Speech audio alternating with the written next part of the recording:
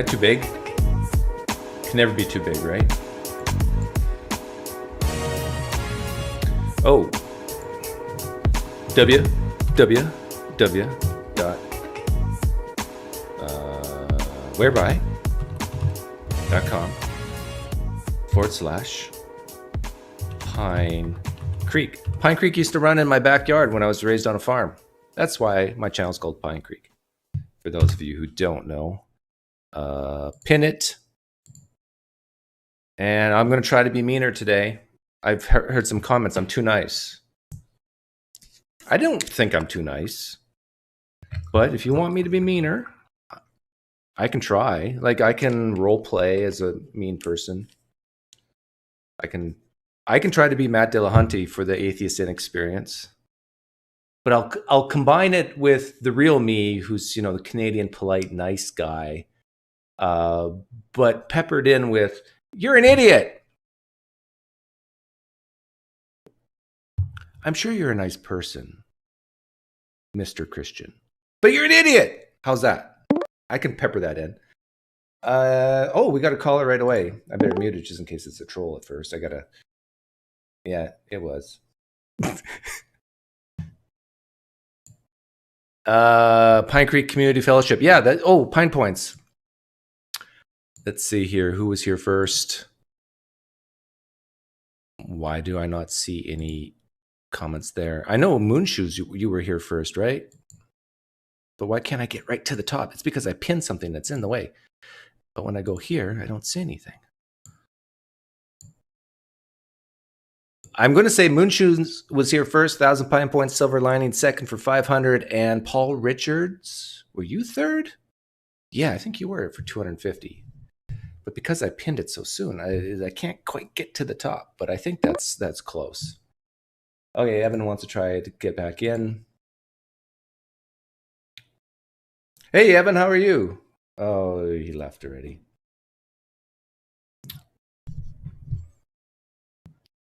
I think he's a special needs kid. As Matt Dillahunty might say, he came to today's live stream on the short bus. You grew up near Cowan?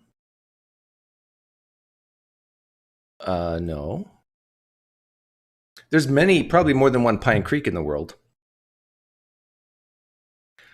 PineCreek always sounded like a router name to me. Now I have something else to imagine. Yeah, no, I almost drowned in PineCreek a couple of times. PineCreek watered our cattle and our chickens and our turkeys and our potato fields and our corn fields.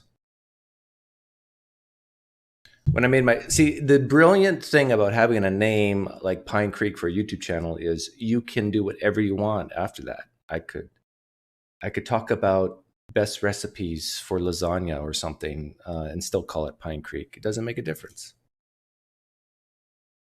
So the question on the table here today is, I'm an atheist. I don't live my life like theism is true. I don't believe any gods exist.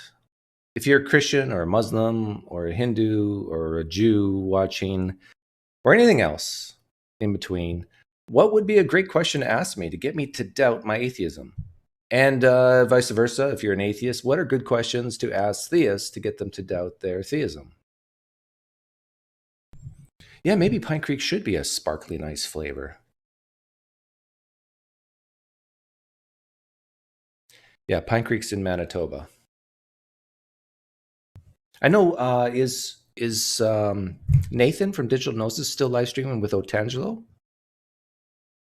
You're wasting your time, Nathan. Well, people can say that about me too. I'm wasting my time. But Otangelo, I just agree with him. Yeah, I understand exactly where Otangelo's coming from. But this is why my advice is, if you're an atheist and you're talking to a theist, always start with specific theism first. See, and theists, they always want to start with general deism or something first.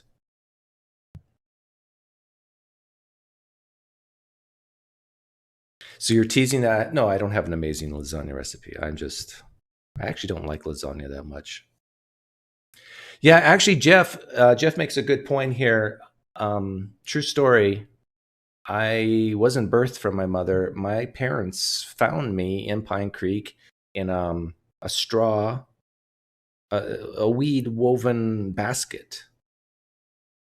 And they took me in and took care of me for a few years. And then they took me to the premier, the prime minister, actually, of Canada. And that's where I was put in government for many years, interpreting dreams and visions of the leader of Canada. True story.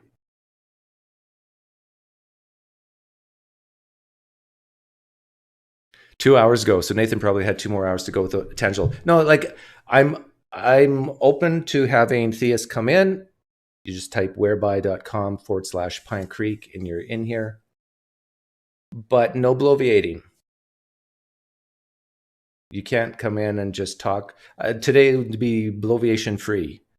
Like with Randall, I just let him talk as much as he wanted. With a lot of theists, so basically, this is my expectation. If you come in, ask me a question or make your point in under 60 seconds, that's very reasonable.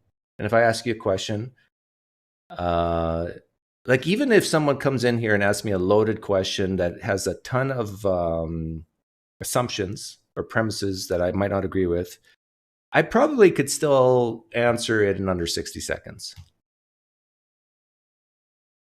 Arguing from general theism is how Lewis does it in Mere Christianity.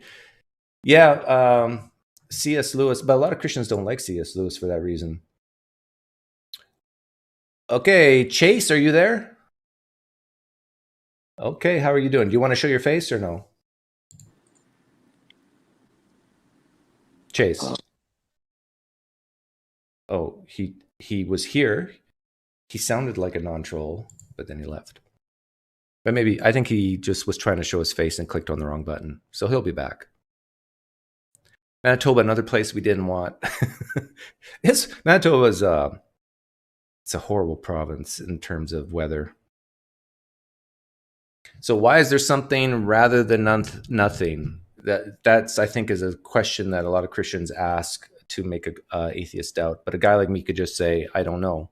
Or I could also say, well, it's necessary for something to exist.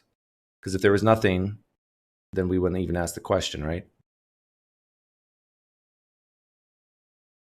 But good question, Umar. That's a very popular one. So I have to do the pinned link. Just I think for a lot of people, all you have to do is click on it, and it will hyperlink you right to me. How could there be a God rather than nothing? Yeah, that's a good counter, Donnie H, to that question. It's why God? Well, because God's necessary. We've all been through this many, many times before. Although there's probably maybe some new Christians or Muslims here who never really heard that before, consider that.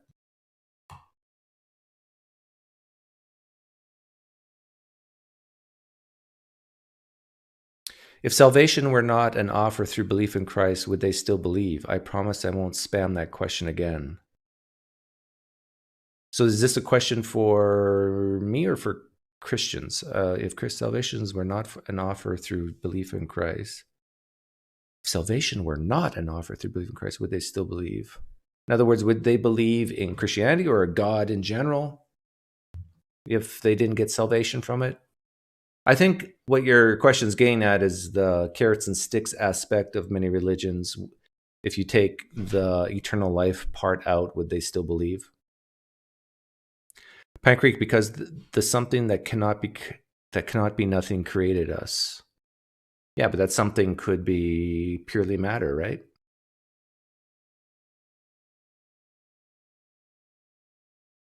Now, I understand for many people that we humans are not good intuiting billions of years, big numbers. But when you have billions of years and you roll the dice billions of time, you're going to get 10-digit numbers most likely, even 100-digit numbers most likely.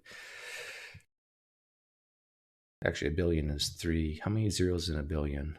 9, right? Yeah. Question, PineCreek, what is your go-to when Christian give the condescending, well, God loves you anyways? Well, it doesn't bother me if they say, well, God loves you anyway. Anyways, I would say, well, show me a demonstration of it. Like when my wife loves me, she can show me, tell me, do me. I mean, I want God to do me.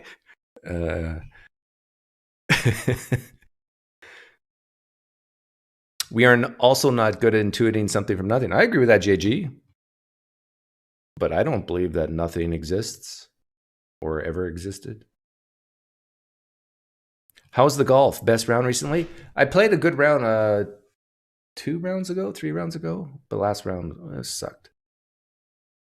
But I am golfing tomorrow in 105-degree weather. My record's golfing in 110-degree weather. And I felt that one. I thought I was going to die and go to heaven. If you talked more politics in Afraid, I'd start leaning more right. In Afraid? Yeah, politics, I lean right. I think the problem most people who lean left is they just assume that people who lean right are evil or stupid or whatever, and people who lean right assume that the same thing of people on the left, and they don't realize that we evolved to have different values for a reason, to help us survive. It's like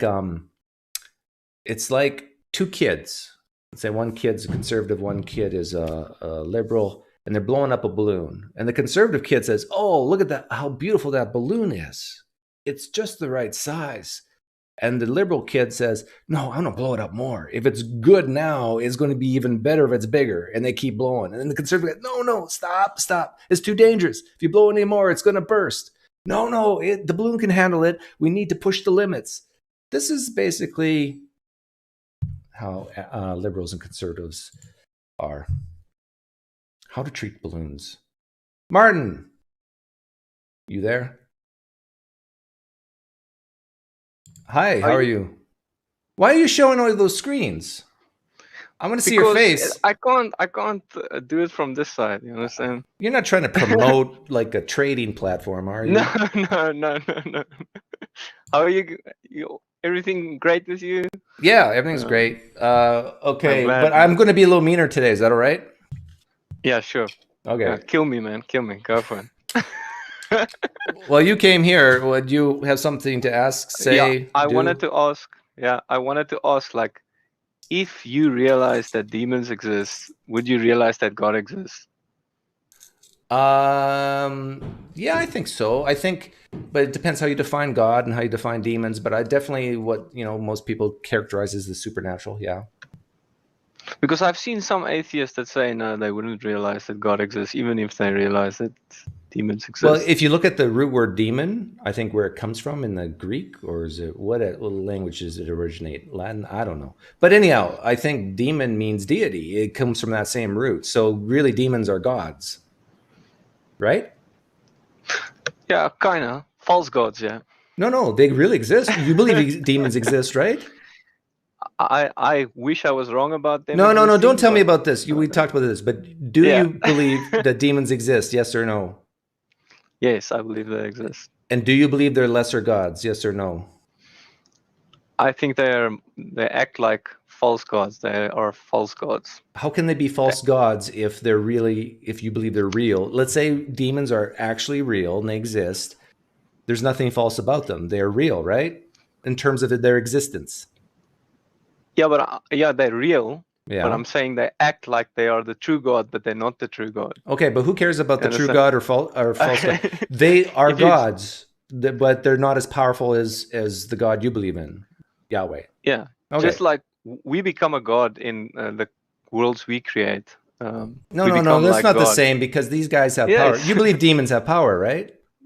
Just like we have power in our worlds. No, more power than us. Like, do you believe that in the Old Testament it talks about snakes, that the worshippers of Baals could do tricks with snakes and so forth? Do you believe hopefully it was just magic tricks. Hopefully it was just... Oh, you don't think demons can do miracles? I think they can, but I hope I'm wrong about that. I want them to be as weak as possible. I want them to be weak losers.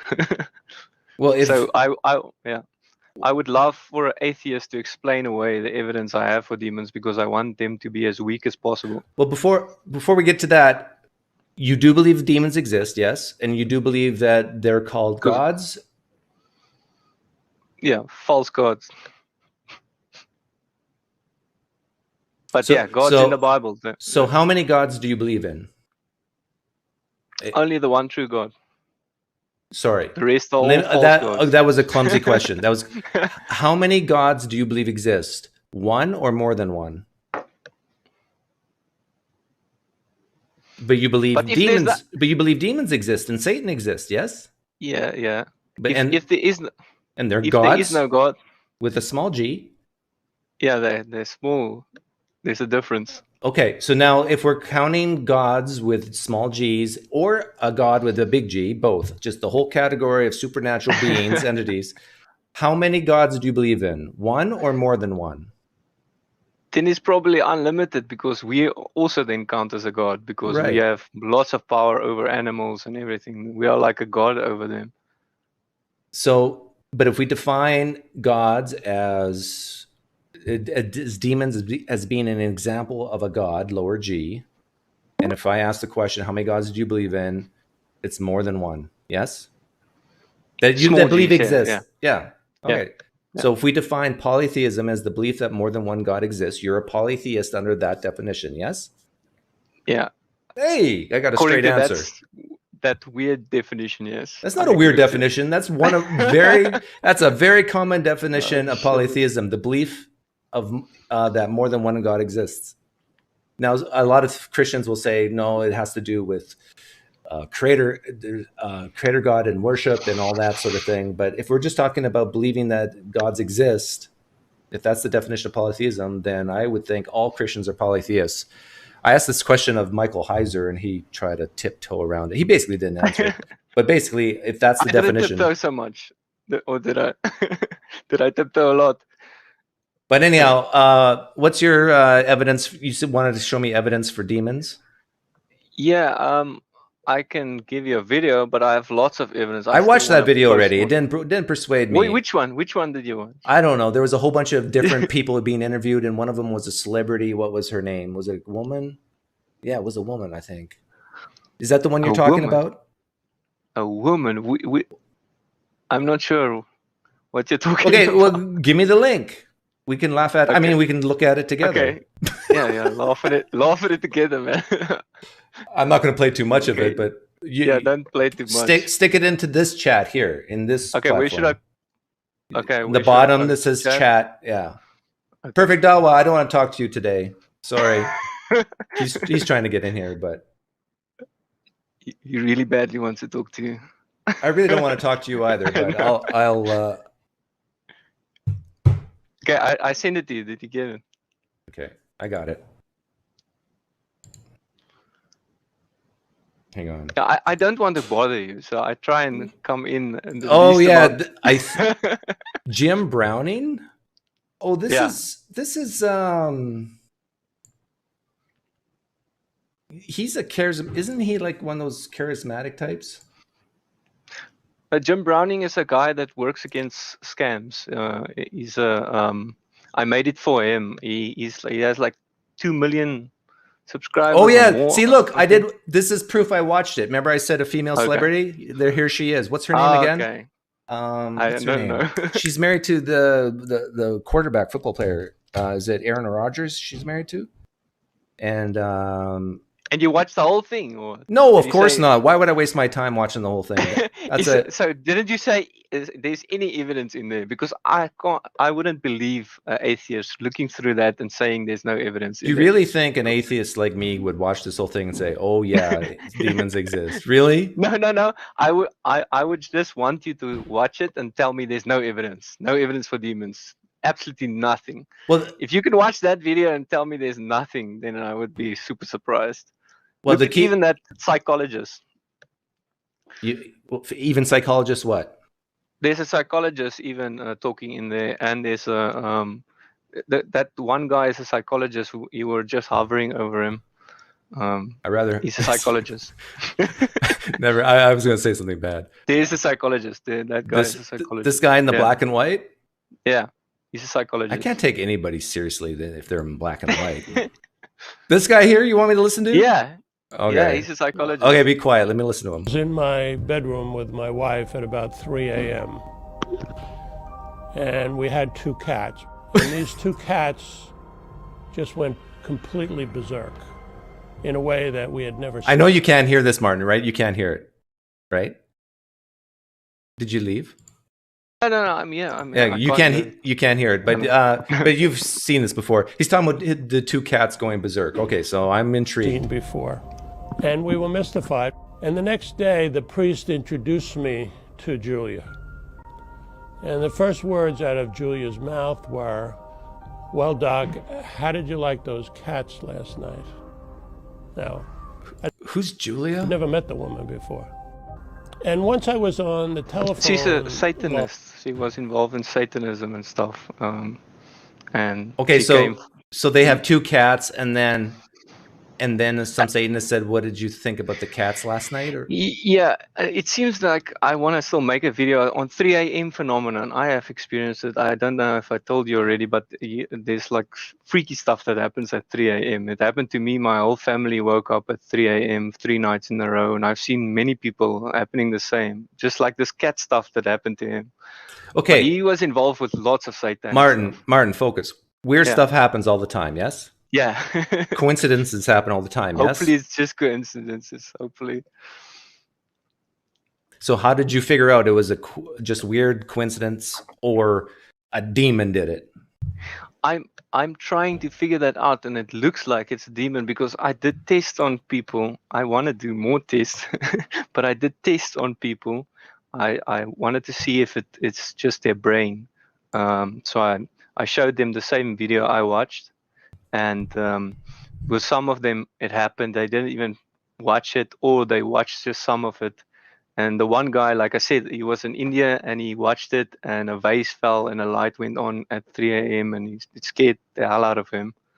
So, when I was a Christian, I hope he's lying to me. When I was a Christian, a lot of weird stuff happened to me, and I honestly think that when you put these weird beliefs in your head, or when you have these weird beliefs in your head, and you believe seriously in the supernatural and spiritual battles and demons and angels and Satan and God, you will tend to have more bad dreams. You'll tend to have these types of weird experiences more. Like after I left Christianity, I really don't even get bad dreams anymore. Now Christians hear this. You know what they've told me? Guess what they tell me? They tell me, well, that's because now you're on Satan's team and he doesn't need to bother you anymore. That's what they say. It's a good argument. I'm joking. Or maybe the issue is now that my brain, I don't truly believe this stuff anymore, that it's not in my subconscious anymore. And so when I dream or late at night, there's no impetus, no desire, no nothing in the PineCreek being that's hears things. Like when I hear a noise at night, I think, oh, it's a possum outside, and I go back to sleep. Whereas a Christian will say, oh, this is Satan tapping on my window. No. It's like, grow up already. I think Christians should give the least amount of credits to demons. They should try the hardest to give them any credit. They have to actually work to get any credit. So, okay. Anyhow, Martin, you keep believing in demons if it makes you feel good. I'll keep believing in you as well. Okay, take care. Man. Cheers. Who we got here?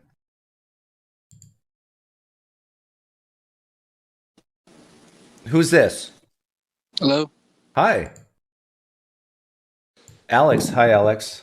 Do you want to show your face or no? No, thank you. Okay, what's up? So I've been watching some of your videos, and it's kind of not that big of a issue, I guess, but I saw this thing that I kind of disagreed with you on. So I saw your video where you were reviewing Red Pen Logic's video about the Trinity, whatever, and you were basically like agreeing with him, saying like, it's 3 persons in one thing. You were comparing it to like a multiple personality guy from that one movie. Yeah. But then, okay, so in some of your other videos, you say like, in regards to Old Testament stuff, that you would like when God does something to replace it with Jesus and say Jesus did this or whatever. Yeah. But if it's like a multiple personality thing, I don't think you can really say that because like they're two different persons, you know?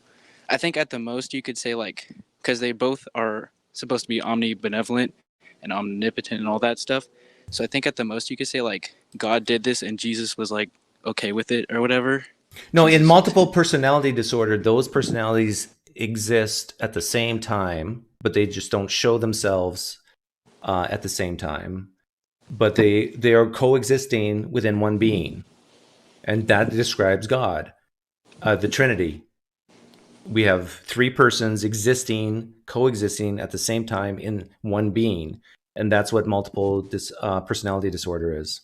Now, I see what you're saying, that okay, try to get three personalities of a person with multiple personality disorder to exhibit all three at the exactly same time.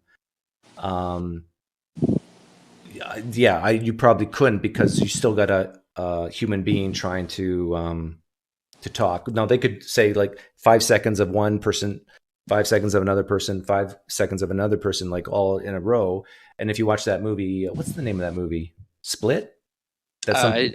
Yeah, I don't remember. It sometimes happens, but I think that's the closest and best analogy for the Trinity. It's multiple personality disorder. Yeah.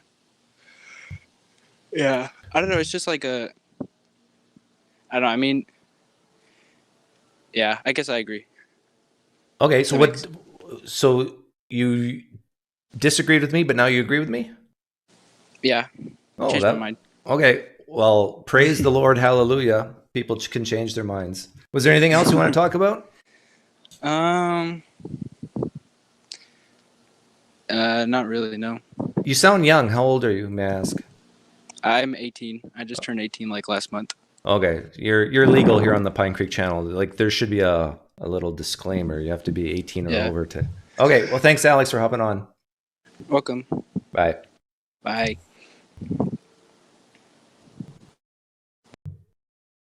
Or maybe he was just saying that because he knew that rule.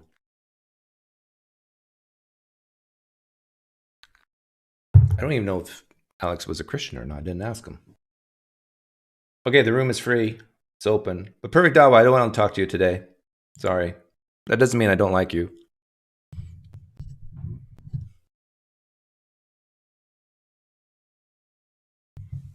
So if there's a Christian or a Muslim listening, come in and give me your best question.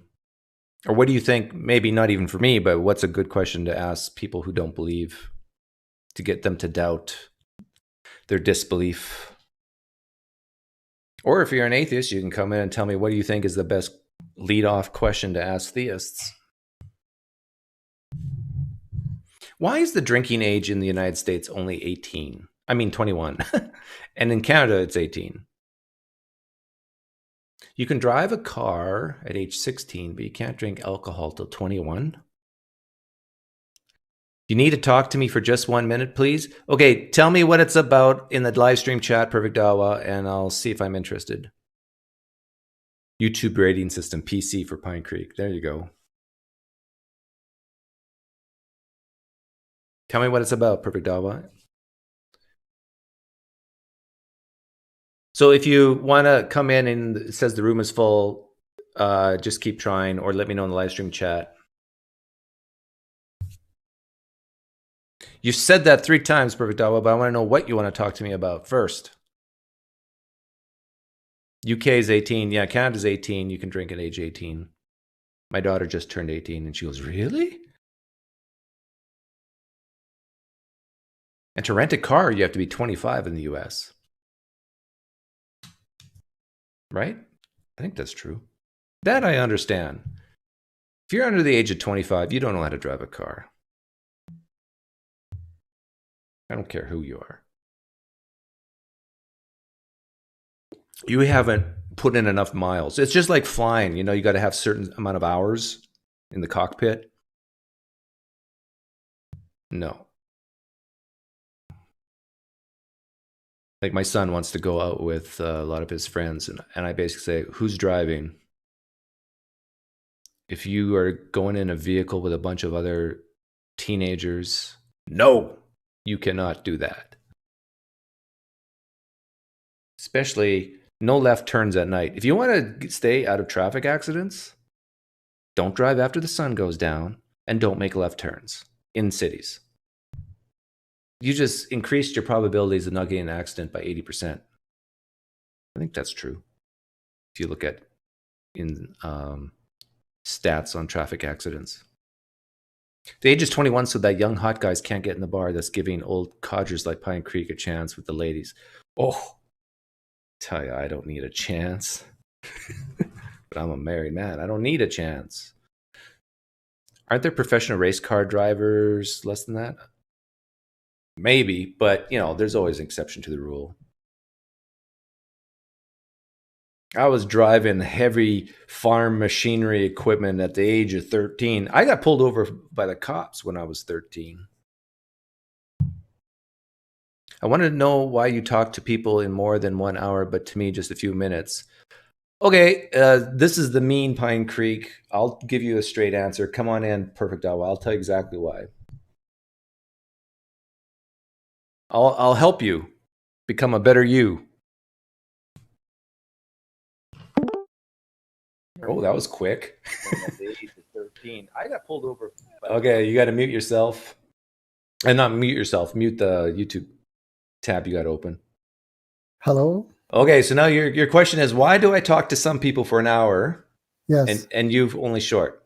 Yes, because I feel that because you cannot put me in the corner, that's why you don't want to talk to me. But no, that's not it. Okay, the very first time we talked, how long did we talk? Hang on, 5 minutes, or maximum 10 minutes. You sure? Yes, I have checked it. You didn't even, you were not interested I'm going to fact check you on that. I seem to remember it was much longer the very first time. The very first time. Okay, together you were talking, I was talking maximum. It wasn't more than 15 minutes, definitely. More than 15 minutes. I know, I remember it. It was more than 15 or less than 15? No, less than 15 minutes. You know, I just would like to, you know, know that why those people you put in the corner, you talk to them. Because you don't say much. I'll be very honest with you, because you don't say anything. No, because I say what I say makes sense. That's why. Well, no, it's almost like not to get political, but it's more that you're like Bill Clinton. It's like, if it's good, I want to believe it, and if it's bad, I don't. That's basically your whole philosophy. And who can say anything against that? That's true. Like now, what's really good and what's really bad, you know, people can discuss. But that's basically your world philosophy. Believe in Islam because it will help people. Yes. No, I said from beginning. Imagine that God exists. Okay, the Almighty God that has created the entire universe, but He cannot solve our problems like prostitution, drugs, war, corruption, all these problems. Then why we need to follow Him even if He exists? Why even He light up your napkin? Why you don't have to follow Him? He cannot. All He can do is to light up your napkin, or all He can do, like these Christians say that, oh, He can heal some you know, sick people. Or you got to get to the point. Why? What are you trying to say to me? I'm trying to say that it doesn't matter that God exists or doesn't exist. The most important is that what this God can do for us on this planet. We have a lot of problems on this planet. I agree with the first part you said. Yes. So what can God do for us? God can guide us out of this jungle we are living in a world where we can love one another. There is no problem, no prostitution, no drugs. Everything will be beautiful. Okay, but to me, that's a meaningless statement. God can help us, but does He? Yes, He can guide us. How? Show me how God guides us. Okay. And this is exactly... Give one specific example. Yeah. I have told you from beginning that all our problems come from one source. And He has tried to teach us that we have to get rid of that source. Okay? Which I have told you that it is inequality, a world where give the opportunity to 1% of the world population. But this has nothing to do with God. Yeah, it has. I mean, he's going to, it is in our nature, and he wants to guide us to a world where we get rid of this system and we share everything with each other. We love one another. Okay. How do you know God guides us to do that? Because I have all the, did you listen to me? That's why I wanted that you listen to me. I give you all the proof. Okay. That's why we're standing towards Mecca every day, 5 times a day, and tell him, show me the right way. Okay. And the right way is there. Perfect Dawah, this is silliness. I can. Why? What if I were to tell you that, okay, I got a certain picture on my wall over there, and 5 times a day, I look at that picture and it guides me to become a better YouTuber. No, that's the picture. What the picture is gives you. Tell me, what is the picture? It's giving me guidance. Guidance for what? For becoming a better YouTuber. It doesn't have anything to do with YouTuber. I say that guidance show us that there is a source for all our problems. Okay. Yeah, the picture on the wall is the source of all my problems, and it guides me. What is the source of all your problems? The picture. No. The picture is the guidance, the solution to all my problems. Okay, PineCreek, it's not about me. I'm not talking about one person. I'm talking about the entire humanity. Okay, entire humanity. Yeah, and I just need to copy that picture and sell it to more people. And if they just hang it in their rooms and look at it, it will guide them. Okay, and it will fix all the inequality in the world. All right, what that picture tells you that the source of our problem is? Can you tell me? Oh yeah, the picture tells us that the source of all these problems is inequality. Inequality, okay. Yeah. So that's the. You agree? The whole point. Yes, that's the whole point. Okay? Yeah. See, the picture's right. Yeah. No, listen to me. First of all, that picture doesn't say, you just make it up. Okay. But I just made it up. Yes, but if that picture says that, okay. Let's say Karl Marx says that. Okay. Even Karl Marx says that the source of all problem is inequality. All right. Why do you say my picture made it up? Because I have never heard that your picture says such things. You just said it. Well, even if you did hear it, would you still say it was made up? No, if he says that the source of all your problems is inequality, but it has to, I told you from beginning that it has to have some sort of tools as well. Okay. That, for example, what I told you. Yeah, the picture told me that we should go to hardcore socialism. Yes. Okay. So the thing is that I told you that it needs those tools I have told you. I say that Marxism, okay, also says that the source of all problems is inequality and we have to live equal, all right? But it doesn't have those tools that can, even if we reach that. Even if Marxism solved the world's problems, what does this have to do with God? Nothing. If that can solve all our problems, okay, that's great. I say that I have less problems with Marxists than with a Muslim. So you're more of a Marxist than a Muslim then? No, a Muslim that doesn't believe in equality and wants to live in, wants to oppress people, wants to exploit people. I have more common. I say that, Ernesto Che Guevara. Do you know? No, this is boring to me. I got what you're saying. You're saying you want people to be happier, better. You think the solution to this is to get rid of inequality, and you think Allah can guide us to do that, right? Yes. Exactly. Okay, I gotcha. Have a good day, Perfect Dawah. Allah has always told us to. I was going to tell you that, Ernesto Che Guevara, according my belief, my Quran, he goes to heaven. And on another side, a lot of Muslims who oppress people, they will go to hell. So all you have to do is to get. Go away from bad deeds and try to do good deeds and try to create that world where nobody goes hungry, nobody kill one another, nobody rob each other. Thanks for coming, Perfect Dawah. I slowly counted you down there. I don't know if you noticed, but I still like you. I think he's a nice guy. I'm a compassionate capitalist, to be honest. So every time I hear Marxism, I get a little,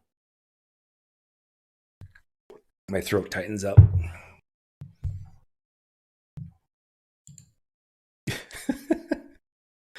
My picture on the wall guides me. Doug is trying to censor opposition. Yes, Jilsic. This is not a democracy in this YouTube channel. I'm being a meaner Doug today.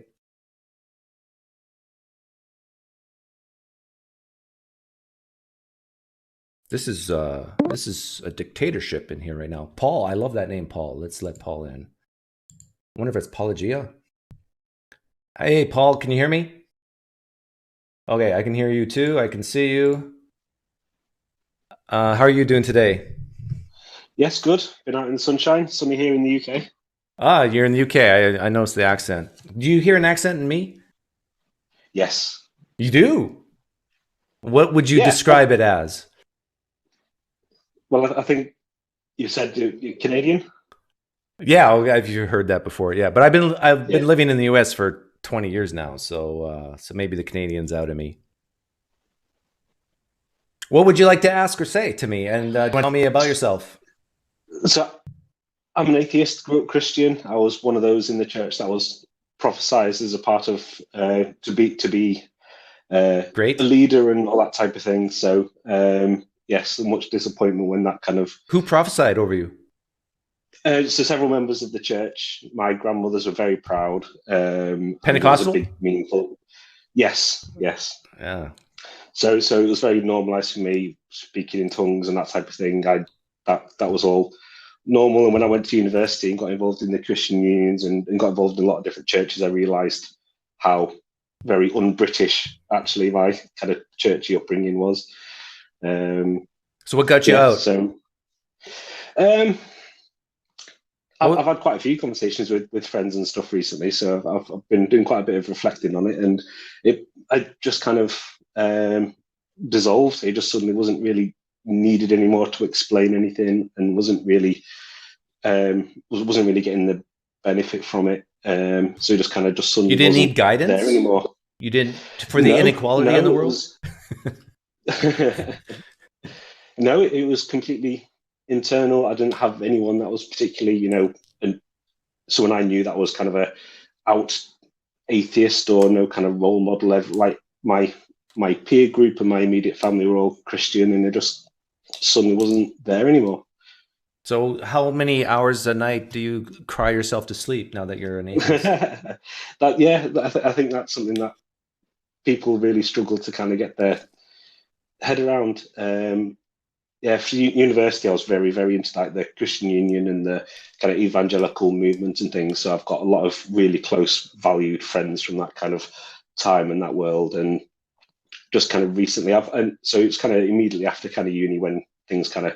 What percentage of your friends did you lose?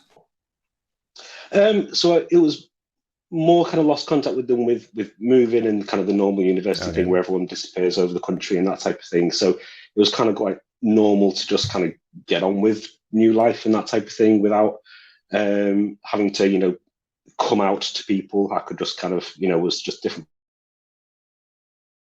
2 years where I've really kind of gone back and really, really evaluated what was going on there. Just kind of done my, like obviously following yourself and ACA stuff and suddenly listening to discovering Bart Ehrman and that type of thing, really getting into the scholarly side and kind of relearning everything I'd learned. So let's get to the focus point here. What advice would you give people who are on the fence right now, or what question would you ask them? So this is the thing. You asked that, and my trigger from recent conversations I've had when I've been calling up and catching up with friends I've not seen for a long time, and I kind of came out to them like 10, 15 years after last seeing them. And they're also like, well, what's going on? So one big thing that I find frustrating is the idea of faith being a virtue, faith being a positive thing. And obviously and that would have been really weird to me that someone could have had a problem with faith. So you would question them on whether faith is a virtue. So I'd like to just to kind of say faith is, like, when you use the word faith, I judge you. I think that sounds like cult behavior. What do you think your friends? How do you think your friends would define the word faith? Your Christian friends.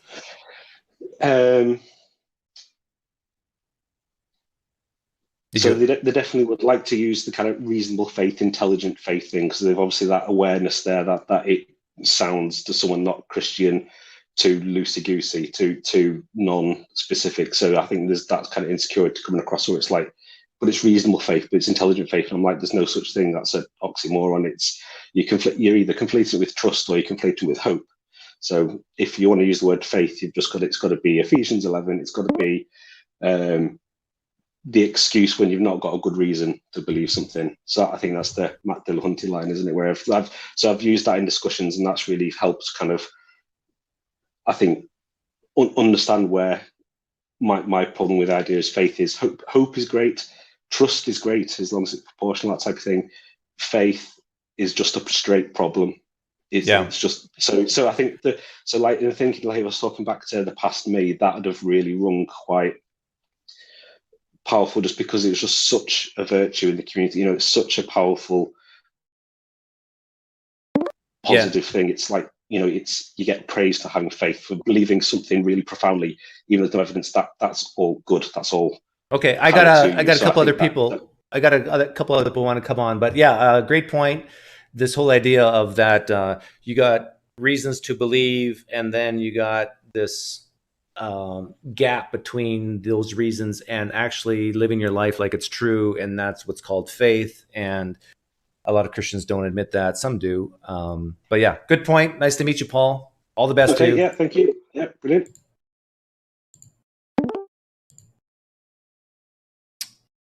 So Roman, you gotta have to mute yourself, or not mute your YouTube thing. Okay, how are you doing? Hey, not bad. I don't think I've talked to you before, right? Or have I? We did, but I was in a different name. Oh, I'm trying to be obscure, man. I left the hat and the church. glasses. You're a celebrity, right? Sorry? You're a celebrity, and that's why you need a disguise. I've seen you in a movie, right? What movie were you in? Oh, You do have a movie look, actually. You do. really? Yeah. I'm so flattered, man. You look like I'm a exotic. Who did Pirates of the Caribbean? That guy. What's his name? It's at the tip of my tongue. I don't even remember. Johnny Depp. Johnny Depp. You look like an exotic Johnny Depp. Oh man, I get that a lot. Well, yeah, good to be here. So what do you have to say? I've been just I've studied a lot. Both the arguments for I was a Christian for very long, and I just gave up my church back in 2017, and because of my studies. So I studied the arguments for God, and also the tag and from Matt Dillahunty, and and also the philosophies of T. Jump. Mm-hmm. Is also very good, and also learn from your own channel too. So, and I think last time I had this struggle of defending. I mean the what they call this, the argument of Christians about fine-tuned universe, Yeah, fine-tuning argument. But I just watched Nick Zentner. He's a lecturer. He's a professor in WSU Northwest, Washington Park. I'm from Vancouver, by the way. I'm sorry. I'm from Vancouver. No, I heard you. I'm saying I'm sorry you're from Vancouver. No, Vancouver's a great place. It's just too expensive and busy, and it's like the LA of Canada. We're actually, my home is Burnaby side. Oh, Burnaby. Yep. Vancouver is expensive. Yeah, they have good fruit there, right? Like what fruit? Fruit, like when you drive through on number 1 highway, isn't there a lot of fruit stands? Oh yeah. Cherries in the summer. Yeah. That's what I remember. Blackberries. Yeah, we go there picking during. We go to Okanagan and. Oh, and Okanagan, they also, they make good wines there. Yeah, beautiful place. Yeah. So, what would be one thing you would ask a Christian that would cause them to doubt? what I would ask them to cause them to doubt. Yeah. I usually, yeah, well, I've been my friends, all my friends are all Christians, and some of them know me, my coming out already Mm-hmm. as maybe an agnostic. I don't know what label I am now, but I just gave up. And so I usually ask them like, why those extraordinary claims in the Bible are not validated in mainstream history? That one really, I think they really are, you know, they Yeah. really think about it. It's not validated. Those people with this, the dead crack open the, and then they walk in the streets of Jerusalem. Saruman, you do realize that the death and resurrection of Jesus Christ is the most attested to fact of history more than any other fact of history. You do realize that, right? Well, that's what they say. Like, all you have to do is look at the minimal facts that Yeah. people had these experiences, and then he was put in a tomb, and then he died, and then he was seen, and then people changed their lives. Like, it's obvious our hearts are just hardened and our eyes are scaled over. It's the same thing with Islam, Yeah. and Mormonism. So it's a very common thing on them. Yeah, but no, that's a great point, and that's exactly why I use the flying man, because if you put that in a historical context and you ask them, would you believe this big claim with the same evidence, and you go one by one and keep adding the evidence on, they say no, no, no, no, no, and yet they believe with Jesus. When it gets to I really love those episodes of your channel when you do that to some of those theologians, and Did you? So you're still friends with these Christians? Yeah, very much. What do you talk about Christianity often with them, or just once in a while? No, I try to avoid it, but sometimes when we are drinking wine, it just comes. It comes up, so Well, but then I still help sometimes in their church during Christmas, because I play the guitar, so. Oh, yeah, I do help them. They allow heathens into the church to play guitar? You must be. Two of them knows. You must be so good at playing guitar that they're willing to bring Satan's messenger into the church to get people rocking. Yeah, they love. The core people in the church, they do not know. But my friend, who is actually the worship leader, he knows. So you're a wolf in sheep's clothing. I am in that congregation. Well, not anymore. Well, even with the hat and the glasses and your Johnny Depp impersonation, they're still gonna know who you are. Thanks for coming on, Saruman. Well, thank you, Doug. Take care. Talk later again. Bye.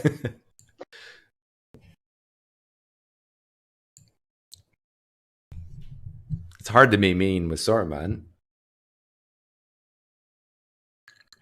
Yeah, wine equals truth serum. Maybe there'd be less Muslims and Christians in the world if we got them all drunk first. And then do some chicanery and trickery of street epistemology on them while they're imbibed. Instead of being filled with the Spirit, they're filled with ethanol. Christians, if there's a pastor listening, if there's an apologist, I see there's a pastor in the live stream chat right now, a pastor, youth pastor maybe. I'm sensing they're there. You're here. You're listening to me right now. I'm sensing an apologist with ripped jeans. Yes, there's an apologist listening right now with a rip in his left leg jean. Left knee is showing. You're listening right now. Satan is leading me to ask you to come on right now and talk to me, ask me questions to make me doubt my atheism. And happy birthday to whoever's birthday it is, because we have close to 365 viewers. Happy birthday to you. Oh, wouldn't it be funny if I guessed the name of the person's birthday? It's coming to me. Jacob. Happy birthday, Jacob. Roger's saying, I do have ripped jeans. Yeah, I'm cold reading. That's not cold reading when you got Satan's help. See, I shouldn't say stuff like this because now Christians are scared. They believe it. JG, have I talked to you face to face before? Here's Alex.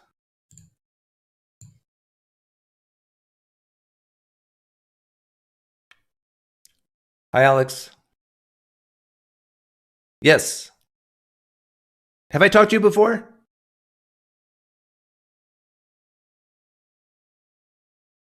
Oh, that's right. I was just wondering. I was just another Alex. Okay.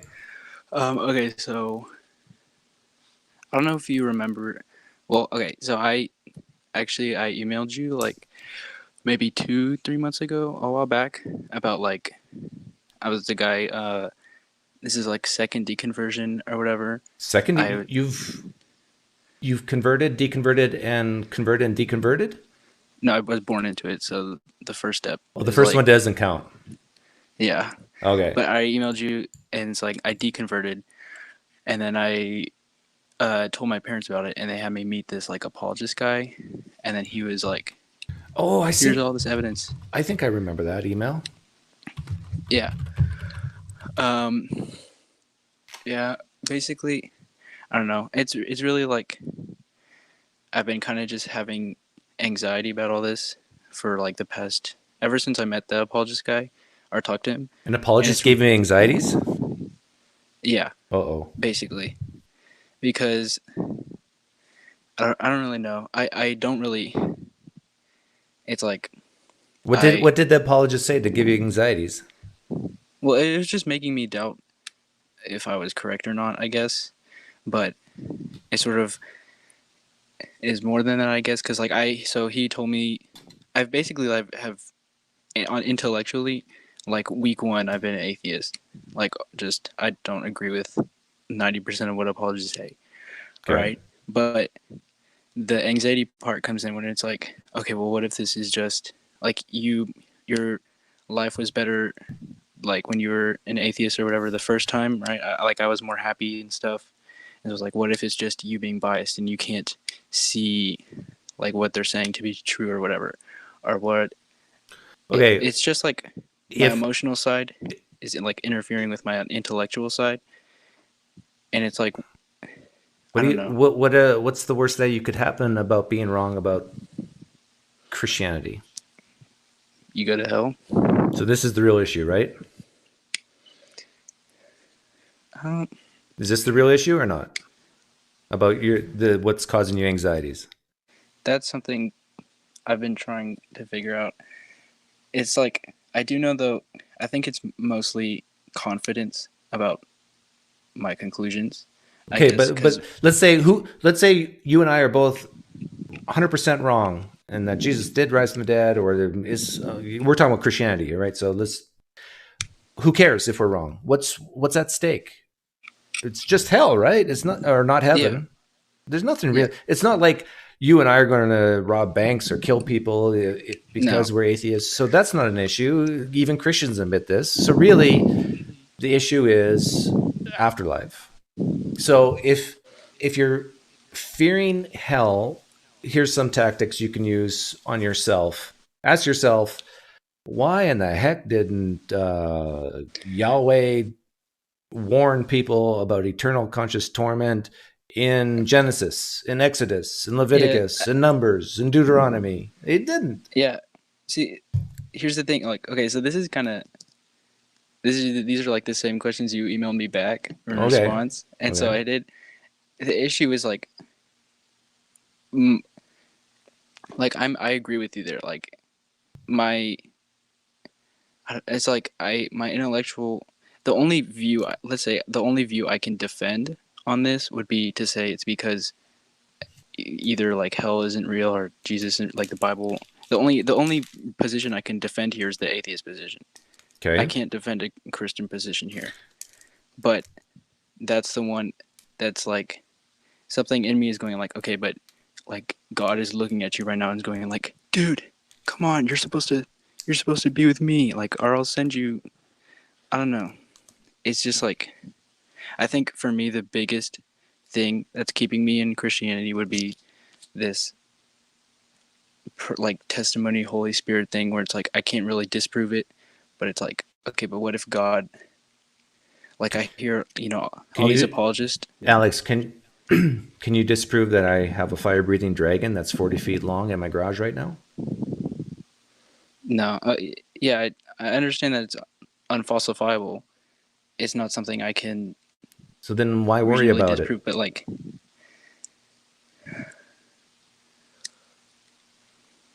right? Yeah.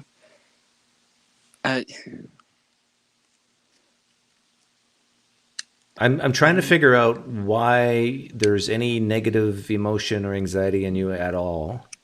And the only thing the only thing I'm hearing is, besides hell, is that you just don't want to be wrong.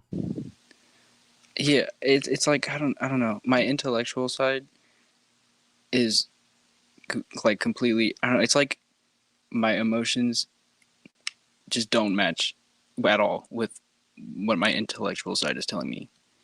Like, and there's no like defense behind it, or as why that is like that, why there's anxiety or anything. Have you been diagnosed with any anxiety disorders or anything like that? No. I mean, this only happened. I mean, I haven't really like seen anyone about it, but like this hasn't happened before. Do you have people in your life who are constantly nagging you about Christianity?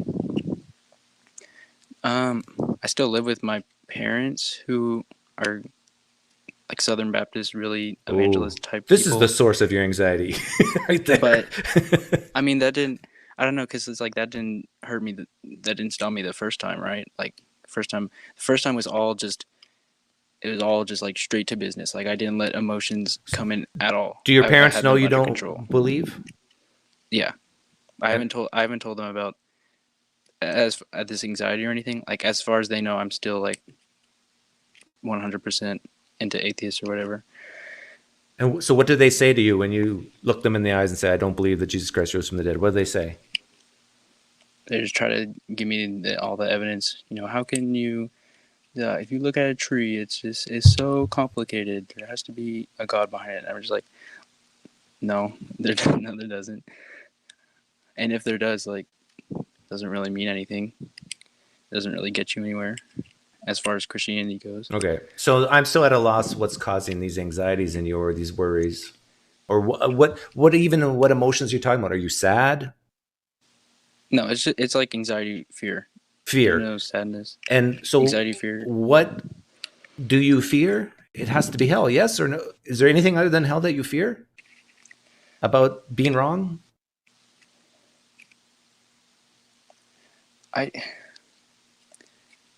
I'm not sure about what it is I fear. I just know what like causes it. What causes it? Thinking about like this anxiety feeling, whatever. I've been like attributing. My brain just attributes it to this is God like directly sending this to me. Okay, why do you think God is causing this fear in you or anxiety in you? If this God existed, why would he do that? This is like, if we're wrong and God exists, do you think he likes torturing people with these anxieties?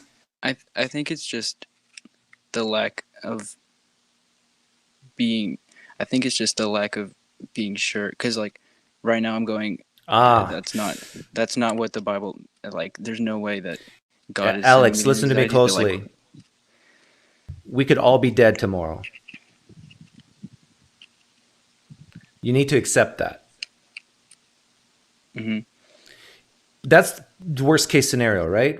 All humanity is wiped out tomorrow with a big rock hitting planet Earth, or the volcano under Yellowstone going off. You just turned 18, but I'm treating you like an adult here.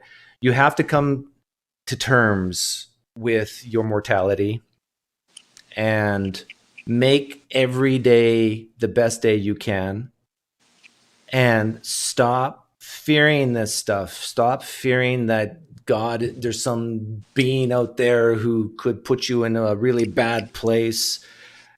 Just assume the worst has already happened and just go out and live your life.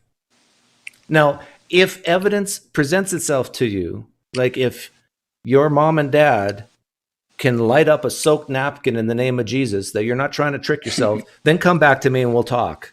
But until that day, just go live your life. Try to relax. Try not to worry. Try to be the best Alex you can be. Get better at something in your life. Have goals. Try to achieve them. I don't know what else to say to you. I don't advocate for you to like relieve your anxieties with drugs or alcohol. Yeah, I wouldn't want to. But if it gets worse, go seek a professional help. Maybe you said it just happened, I don't know, recently. Well, this has been going on for a few months, under a year. Okay, so but I will say, like in this past month or two, it's been getting better a lot. I guess, like just yesterday, I kind of felt I didn't have this like background like fear going on. There you go. For, like, so you have good days. But if it gets worse, I would seriously maybe consider that this has nothing to do with demons or spiritual battles, that maybe you should go see a doctor. That's something I'm getting more convinced of now, is that like, or I guess more sure of, is it's just some like mental. Do you work out? Purely mental thing. No, I don't. Well, start. Seriously. Start with 20 push-ups a day and 20 sit-ups a day. And if you still feel anxieties, go up to 30 push-ups a day, 30 sit-ups. And I tell you, you'll feel good, you'll feel stronger, and you'll and if that doesn't help, then come back and Dr. Doug will have some more advice for you. I should just get lobotomized. No. Seriously, go for walks, go for runs, exercise, and see what that does to your anxieties. That will help way more than praying. Yeah. Okay, Alex, take care. I got someone else who wants to come in. All right. You'll be fine. Take care. All right. Bye. Bye.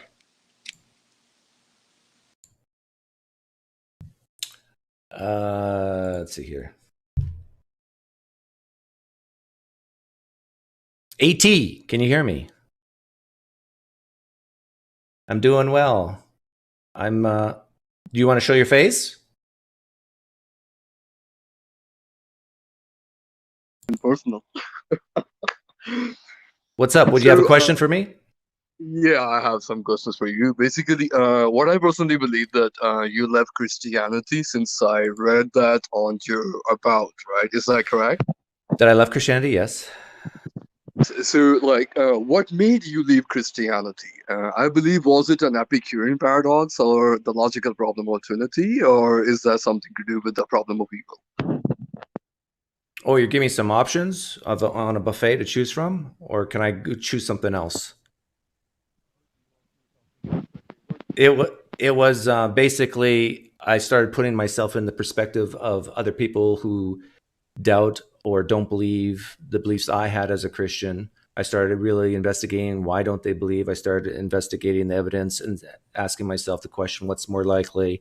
Does the evidence match the claim? And I came to the conclusion, no. And then once you do that for Christianity, you can very quickly see that most religions are based on similar claims. Are you still there? Or did I lose you? Can you listen to me?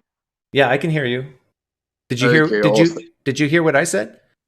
Yes, I heard what you said, that all these religions have similar claims, and therefore you can reject. If you can reject one of them, then rationally it's reasonable to reject all of them, right? Yeah, if there's similar big claims, yes. Like similar claims to follow logically. So what's... You're cutting in and out on me.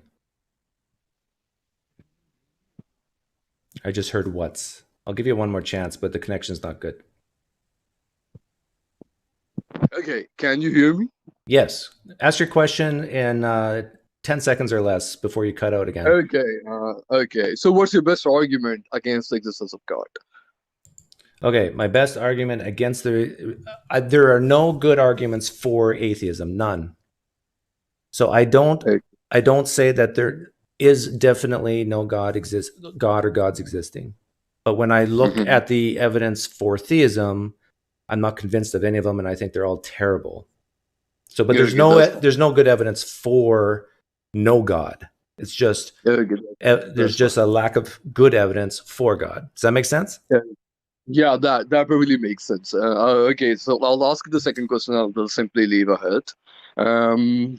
Okay, let's suppose that you happen to see some miracle with your own eyes, and you are the only person who has the power to experience that, and you somehow is able to communicate with God. Will you agree that you're communicating, or will you go with the idea that you have some kind of a schizophrenic disease and hallucinations? I would need to have. I think there's tests you can do to verify whether you're in the right sound mind, and of course, other people, if they're sharing in the same experiences that I'm sharing in, you can verify if I. What if you alone is experiencing all that? Yeah, you are the only. If I'm the only person alone experiencing something, so let's say I'm in my bathroom and I have a wet napkin and I pray in the name of Allah or Jesus to light my wet napkin, and I'm the only one to see it, I probably would be convinced that there's a supernatural realm or something. And so I totally get and understand when people say that they've had personal experiences that would change people's mind. But my problem is that if this deity is real and wants and desires people to believe in him, then you're assuming that he desires people to believe in him. Yes, I said that's if. Not correct. Yeah, that's not correct. That's not. He doesn't want you to believe in him. He's selective. Yeah, you're a Muslim, right? No, I'm not a Muslim. I'm Karud epistemic. I have my own concept. I'm trying to understand him better in terms of. How do you know God doesn't? How do you know God doesn't desire people to know him? He's malevolent. He's malevolent. How do you know that? Because you have an Epicurean paradox, where you can formulate one single solvent reasoning, and you can end up on an idea that he's malevolent. By the way, there's a book. Wait. Well, hold it. No, stop. Why do you believe in a God, number one, and why do you believe this God's malevolent, evil? Okay, so by God, I mean something called necessary being. Okay, but why do you believe there's this necessary being? Because you don't have an option. There must be something which is necessarily existing. Why couldn't the material be necessary, the cosmos? Okay, so if you're arguing that material could be necessary, can you give me an optimally justified reason that material could be necessary? No, it's a brute fact. No, that's what you are claiming. I can shift special breeding fallacy by you. I can simply say that God is a brute fact. Yeah, and don't you? I'm not suggesting that. It's you who is saying that it's a brute fact. Do you believe God's a brute fact and is necessary? I define God, the word God, as something that's necessary. Known as a necessary being. Yeah, necessary being. Why? But you said, but rather what I caught you. Okay. So never mind. It doesn't matter. You believe in a God that's a necessary being. Why do you believe this God's evil? Okay, so because there's a lot of evil in the world, and you can see a combination of good and evil. But there's a lot of good. Yes, so that only means that God is both the benevolent and the malevolent. What's wrong in that? So God's both evil and good? Yep. Oh, okay. So you basically took Satan and Yahweh and smushed them together. No, not necessarily. I just found a rational conclusion. Isn't that what the Babylonians believed? No.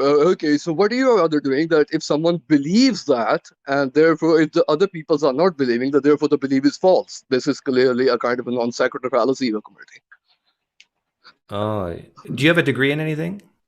Is that I mean, well, no, usually when people bring up fallacies and so forth, it's because they're insecure about their own intellect level, and so they have to show that they're not stupid. I'm not insecure. I'm actually having quite a conversation with you. What do you do for a living?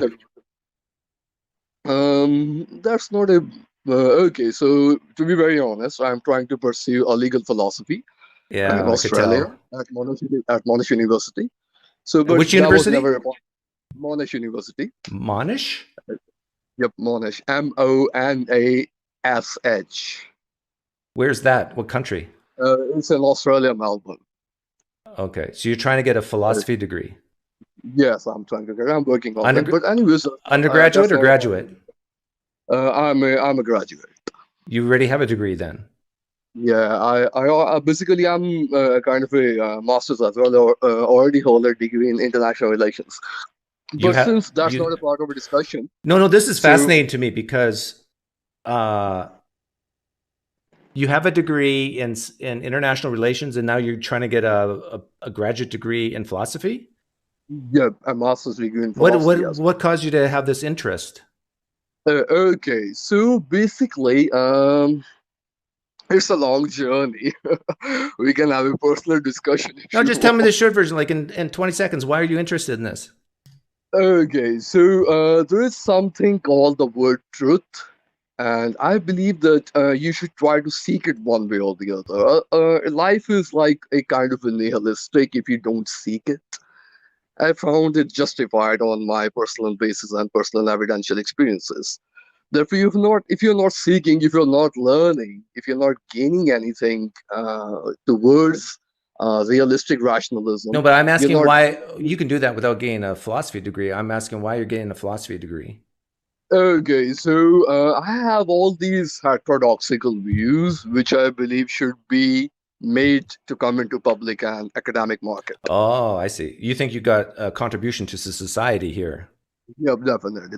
Philosophical academia and these various societies, definitely. Okay. Well, I predict you're a future of low income for you. Okay. And then you come back to me in 10, 20 years and tell me if my prophecy came true.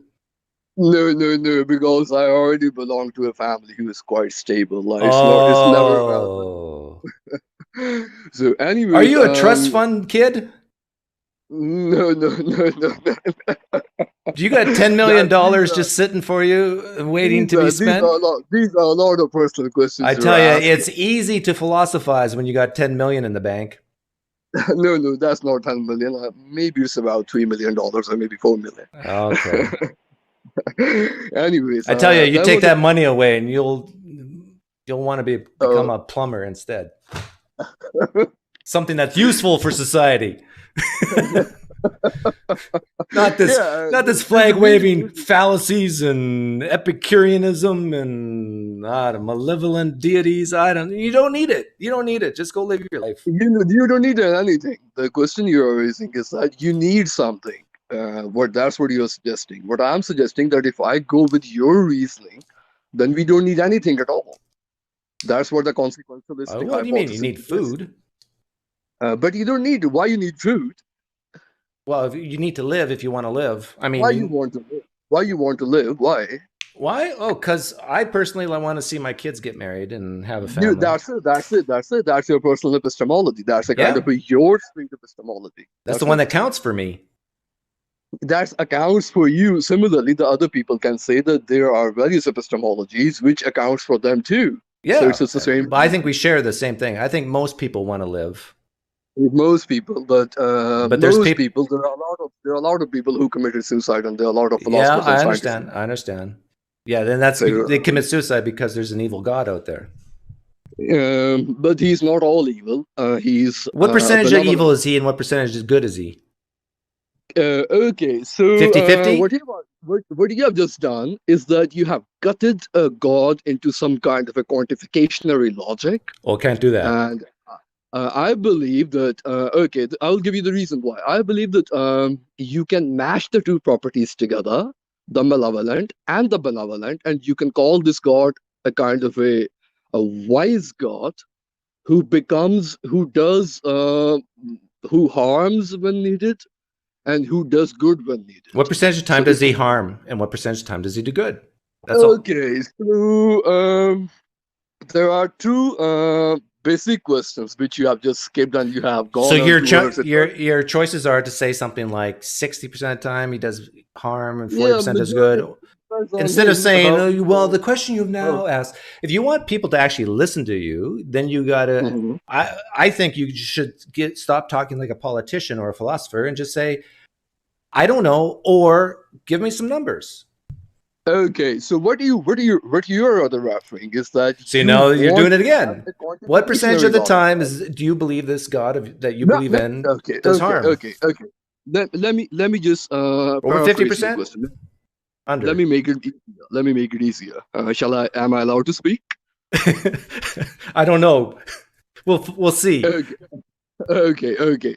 So what you have just done is that you have made God a quantification. You want to know the amount of percentage he's harming. I believe it's 50-50 because the universe is an evidence of that. It's a kind 50-50. of a Why didn't you say that at the beginning?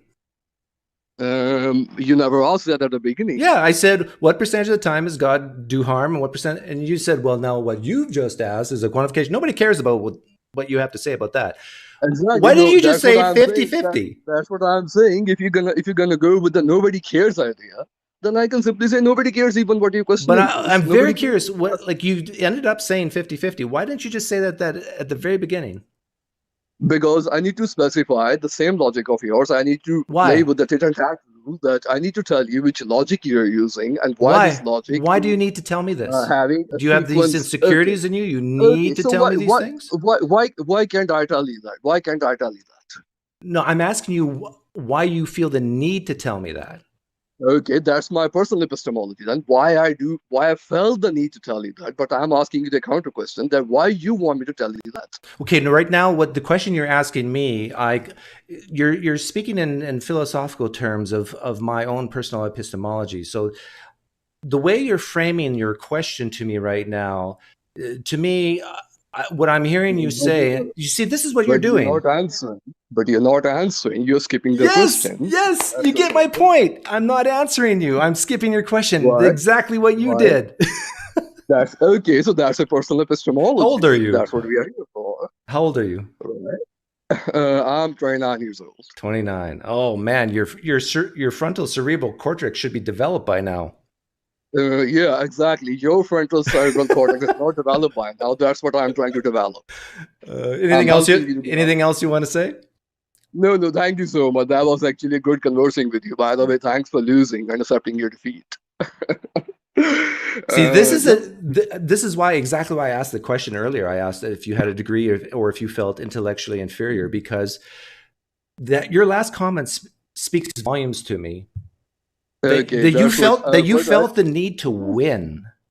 Nah, I felt the need that you were feeling the need to win. How? What did I You were say? feeling. You were feeling the need to win. It wasn't I. It was you who started it. Oh, It it was wasn't me. I. Okay, you're right. That's what my. You're Secondly, right. I don't have any sort of a kind of a complexity in my mind. I don't need to. You don't need to Thank you so win. much for that. Yeah, thank you so much. Anyways, PineCreek, that was a good part discussing with you a lot of personal questions, and maybe, maybe we can have a chit chat, a coffee chit chat, maybe someday. No desire to talk to you ever again. Yeah, definitely not me again. Yeah, that's. But maybe who knows? Your prophecy is not going to turn out to be true, anyways.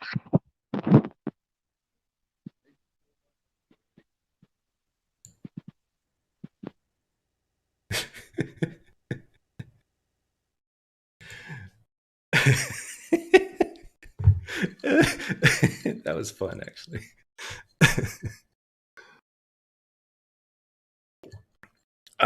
There's someone else who wanted to come in. It's just like he even sounded like a philosopher there at the end. You know how they go do that little.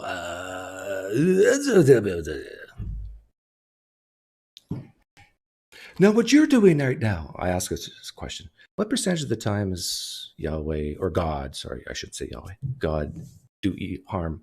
Well, now the question you're asking right now is from the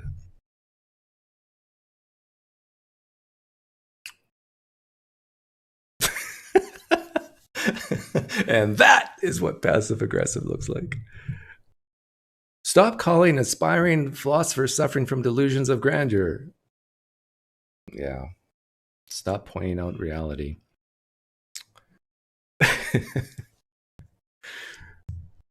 The room's open.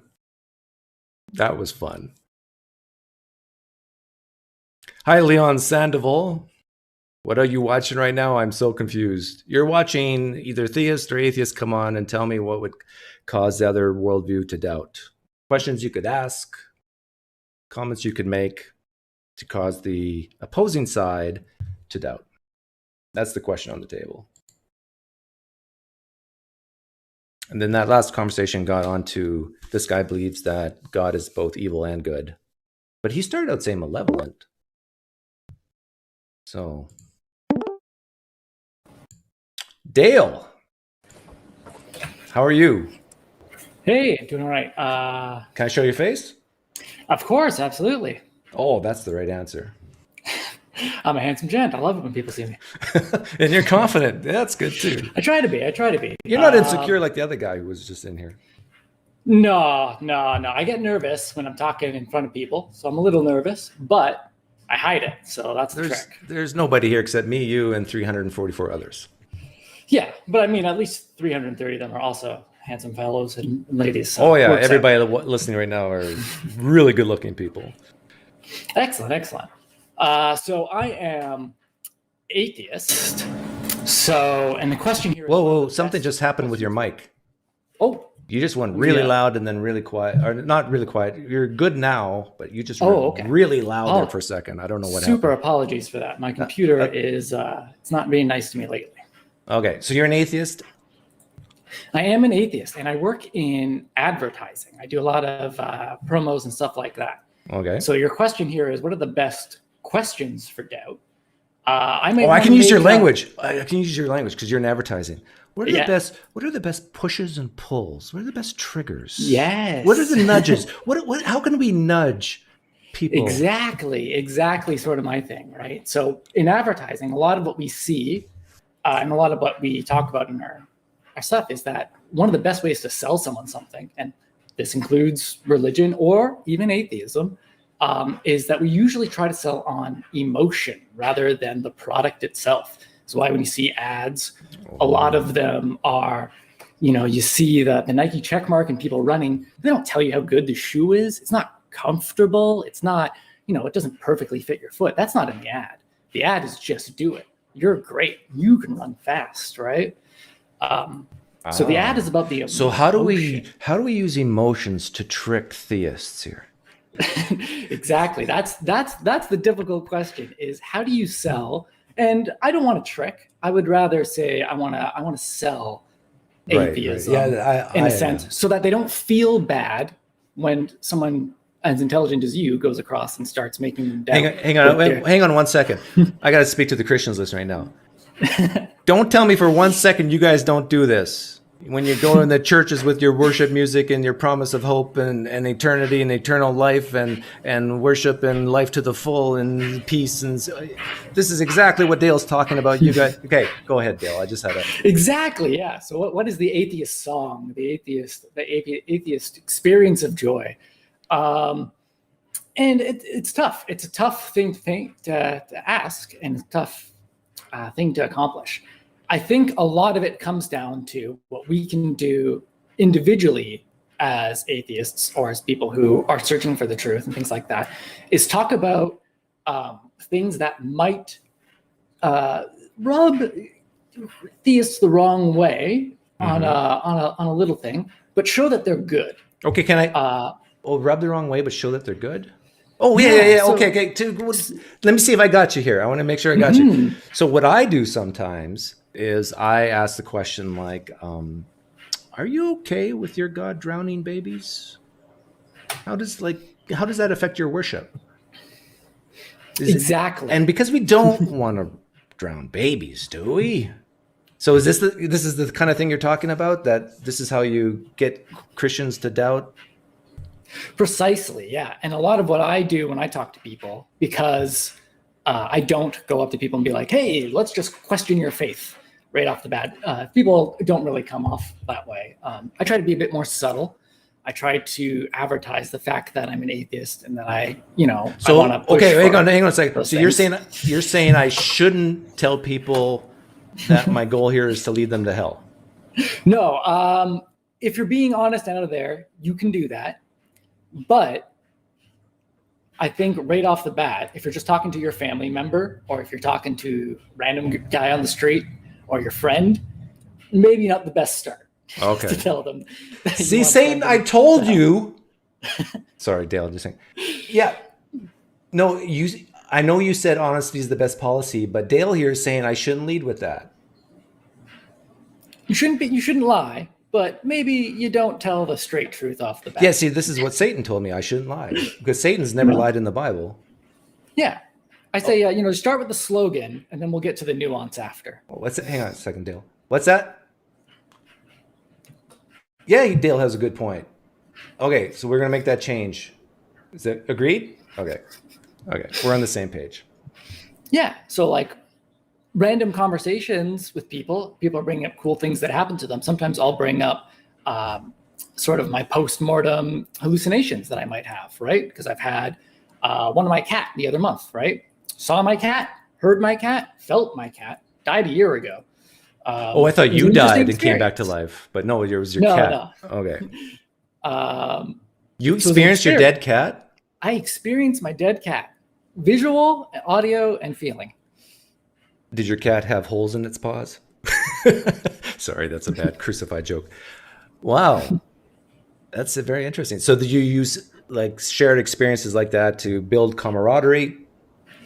Yeah, I think it's a good way to show that like what people might think are ghosts or the Holy Spirit are perhaps something that we can explain scientifically and make perfect sense, right? Because when people ask me about that, and I go, oh, well, it's not just dead things, right? You can have this same sort of experience if you're missing someone who's alive, right? And that's clearly not a ghost, right? Yeah. And then the wheels start to turn. And then when later in a conversation, you might be asking, hey, why do you believe Jesus rose from the dead? They say, well, somebody saw him afterwards. And you go, well, how do you know that wasn't an experience like the one I was telling you about before? Right. No, that's good. Have you heard of street epistemology before? I have, yes. I've watched you. I've watched Anthony. I know you guys do a lot of great work with that stuff. So so I think what you're talking about is cognitive coaching in a way, right? That method of using shared experiences, civil discourse, to critically examine the reasons for people's belief. Yeah. As an advertiser, I would call it planting the seeds. Sort of like, this is an alternate. This is something else that you could get. This is something that might be good. And if the thing that you currently have isn't good enough, yeah, here's the next best thing to buy. So what's your take on those atheist mockers out there? Like, I'm not a mocker, but there's a lot of atheists out there who just call people idiots and mockers.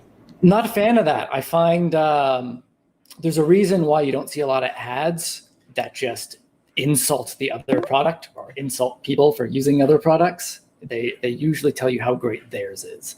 And there's a reason why when you go to a lot of churches, the most successful Why does it work in politics? Usually the ones that talk about that. But it works in politics. It does.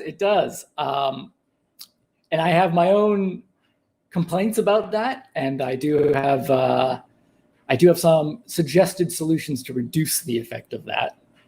In general, if you have a voting system that allows for compromise candidates. Well, it's bad you came in here today because I was trying to be meaner today, and you now tell me I shouldn't. But anyhow, thanks for coming in, Dale. Great advice. Thank you so much for I got having me. Warren who wants to come in. Let in Warren. Mute Warren. And I'm not sure if Warren wants to show his face. Warren, your connection's bad, but I'll give you a few moments. There, can you hear me, Warren? No, you're good. Can I show your face? Sure. There you go. Okay, Warren, what would you like to ask or say? Well, you're talking about like arguments for like the best argument for God, or that theists should use to convince atheists, or vice versa. I'm an atheist, but I can't help but be kind of halfway convinced of the precept, in that they say, well, you have to base your assertions on something. There has to be something to guarantee that things are true. But what the precept needs to do better is get you to, therefore Jesus walked on water and you should vote Republican, and et cetera, et cetera. Yeah. Yeah, well, the Christian precepts start with the presupposition that Christianity is true and every other worldview is absurd. But I don't think with my question, like what questions would you get atheists to doubt, or what questions would you get a Christian or a Muslim to doubt? I don't think presuppositionalism is going to work for anyone. I think it's just a way for people to not feel stupid for what they believe, or feel good about what they believe, or to win arguments, to shut the mouths of other people. Well, it works for Darth. Like he shuts people up. He shuts up professional philosophers pretty regularly, like to the extent that he doesn't mute them. And yeah, if he's not muting them, yeah. What bothers me about presuppositionalism, and I've talked to a lot of precepts, and I'll ask them, well, tell me what's your guess what my ultimate standard is, my foundation, and so forth. And a lot of them can't. They can't even restate it. They're so ensconced in their own presuppositions that they can't even articulate others. And I can articulate theirs. I could become a Christian precept like that, and nobody would know the difference. Well, what a Seitan Bruggencate would say is, you don't base it on anything. Like you're just speaking gobbledygook. Yeah, he's just talking. Yeah, that's what I would say back to him. So, like, what I want to see from the atheist world is a systematic kind of takedown of presuppositionalism, and not the drive-by Darth Dawkins kind of. Yeah, like there's some precepts that I like and could talk to. An example is Ayala. What's the name? Revealed Apologetics, I think is his channel. I don't know if you're familiar with him. Can you say that again? His name is Ayala. I think his YouTube channel is called Revealed Apologetics. Like I can talk to him, and I have talked to him. I have a YouTube video with him. But similar to the Christian precepts, I would say that my ultimate authority, my standard, is my core presuppositions, which is that the universe exists. It is what it is. It has the properties it has, and we can learn things about it. And from that, everything flows. Just like they would say, from God's nature, everything flows. From that, you can't have intelligibility. You can't have logic without God. I would say you can't have intelligibility. You can't have logic without the universe existing and having the properties it has. Logic exists because the universe exists. And one of the properties of the universe is that you can't have something and not have something at the same time. It's the law of non-contradiction. And then they say, well, what instantiates the laws of logic?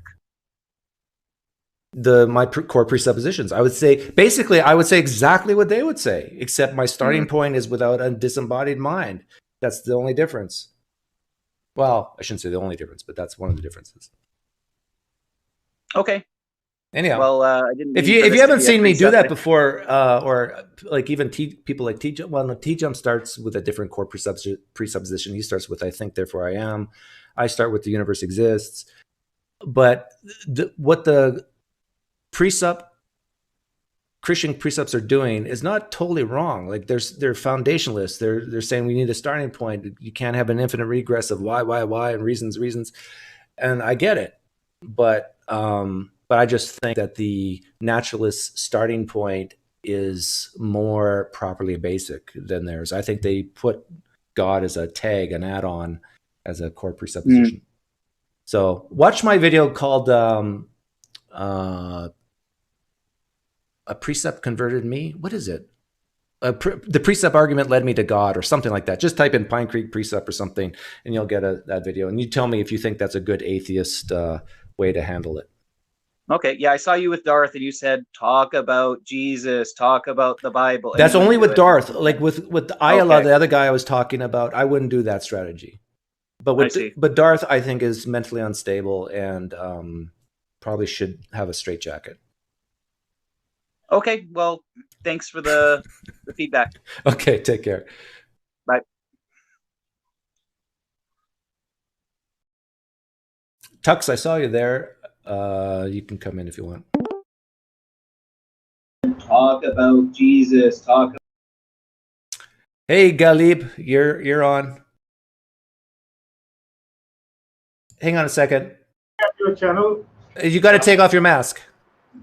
I cannot, because there are people who would who are after me, and yeah, basically. You're not wearing the mask for COVID. You're wearing the mask for yeah, my own protection. Yeah, because I'm an atheist from Pakistan. Okay, hang on. Let me do this. Now take off your mask. You're not going to be visible. Okay. Nobody can see you. Because the audio is not good. Basically, I'm an atheist from Pakistan, and I have been active on social media for a very long time. And let me tell you this thing. I just want to tell you that even in the Muslim world, things are happening. People are changing, and there are a lot of people who are working. A lot of my companions who are working on these things. They are trying to educate even the Muslim world about what is the rational and the scientific approach of doing things. So basically, I come from Pakistan, but I have a kind of a little bit different history. I was born in a Catholic Christian family, and I think about 11 years ago, I realized that you don't need to believe in all the bull crap that is written in the Bible or the Quran or anywhere else. So there are a lot of arguments that come along from the Islamic side as well. But there is one thing that I feel that mostly when people talk about Islam, they are termed as Islamophobes. And this is not the right way to do things, because we are criticizing Islam. I don't hate Muslims. I only criticize Islam. And Islam has done enough damage in the last few decades in the world that people like me, we cannot even show our faces, because if we show our faces, we would be killed. Some jihadi will come and maybe shoot us or maybe behead us. What recently happened in France. So the things are going on, and there is a lot of change happening, and the internet revolution and the social media revolution has brought a lot of things to the table. But as you personally, is there one question you ask or one topic you talk about with Muslims in Pakistan that causes them to doubt? Yeah, there are a lot of topics, because which is your favorite, or which one do you think is the most powerful for the average Muslim in Pakistan? Because for me, when I was a Christian, there were a lot of things, and I have a science background. I'm a geophysicist by qualification. So science was the first thing that made me doubt Bible. And what happened next was that I was hanging on to a little thread. But when I read all the criticism of the Bible, like how the Gospels were written in Greek, though Jesus might... Well, wait a minute, hang on a second. You were born and raised in Pakistan, yes? Yeah, I was born and raised in Pakistan. But were your parents Christian or Muslim? Yeah, they are still Catholic. Yeah. So what happened is, when I started to read this critical material about Christianity, the historicity of Christianity, and how the historicity of Christianity was not being established, cannot be established for Christ and for other things as well.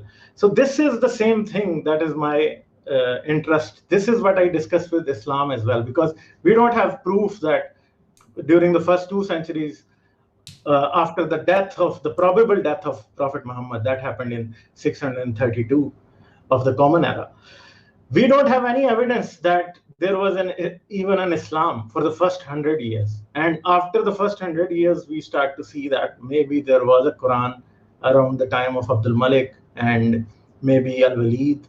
And that is the time in 690 something that they built the Al-Aqsa Mosque, on which the big issue is going on in Jerusalem right now.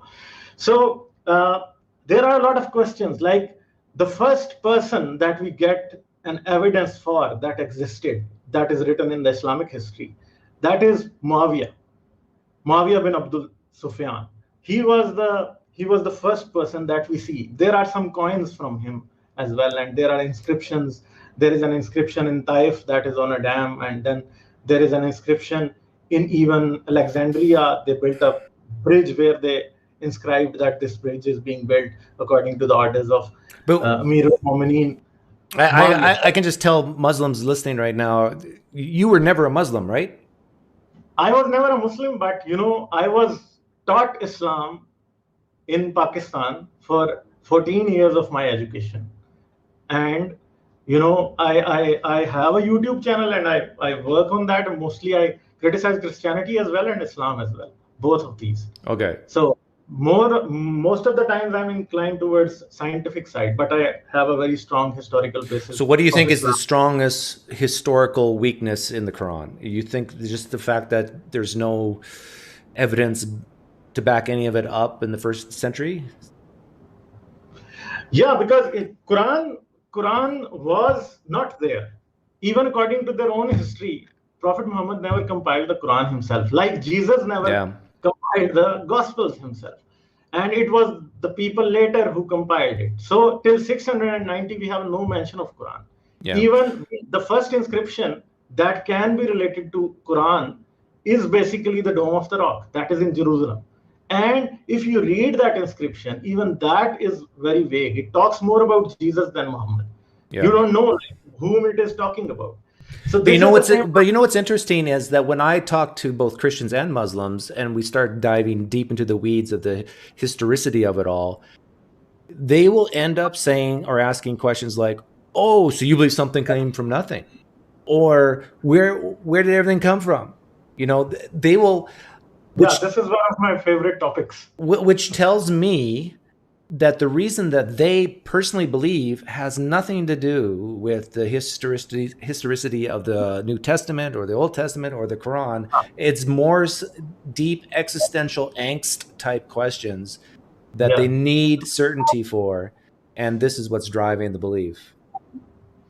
Yeah. So even the question of something from nothing, we know that all of these religions, the gods and the theology that they present or whatever claims they have in their books, we know that these books were written by mere men. They were all men. Like the Bible was written by men, and those men were just making up these things. Maybe there was some historical basis that they changed and compiled into a written text. So if we talk about the reason of the universe, so they say there should be a reason because of causality.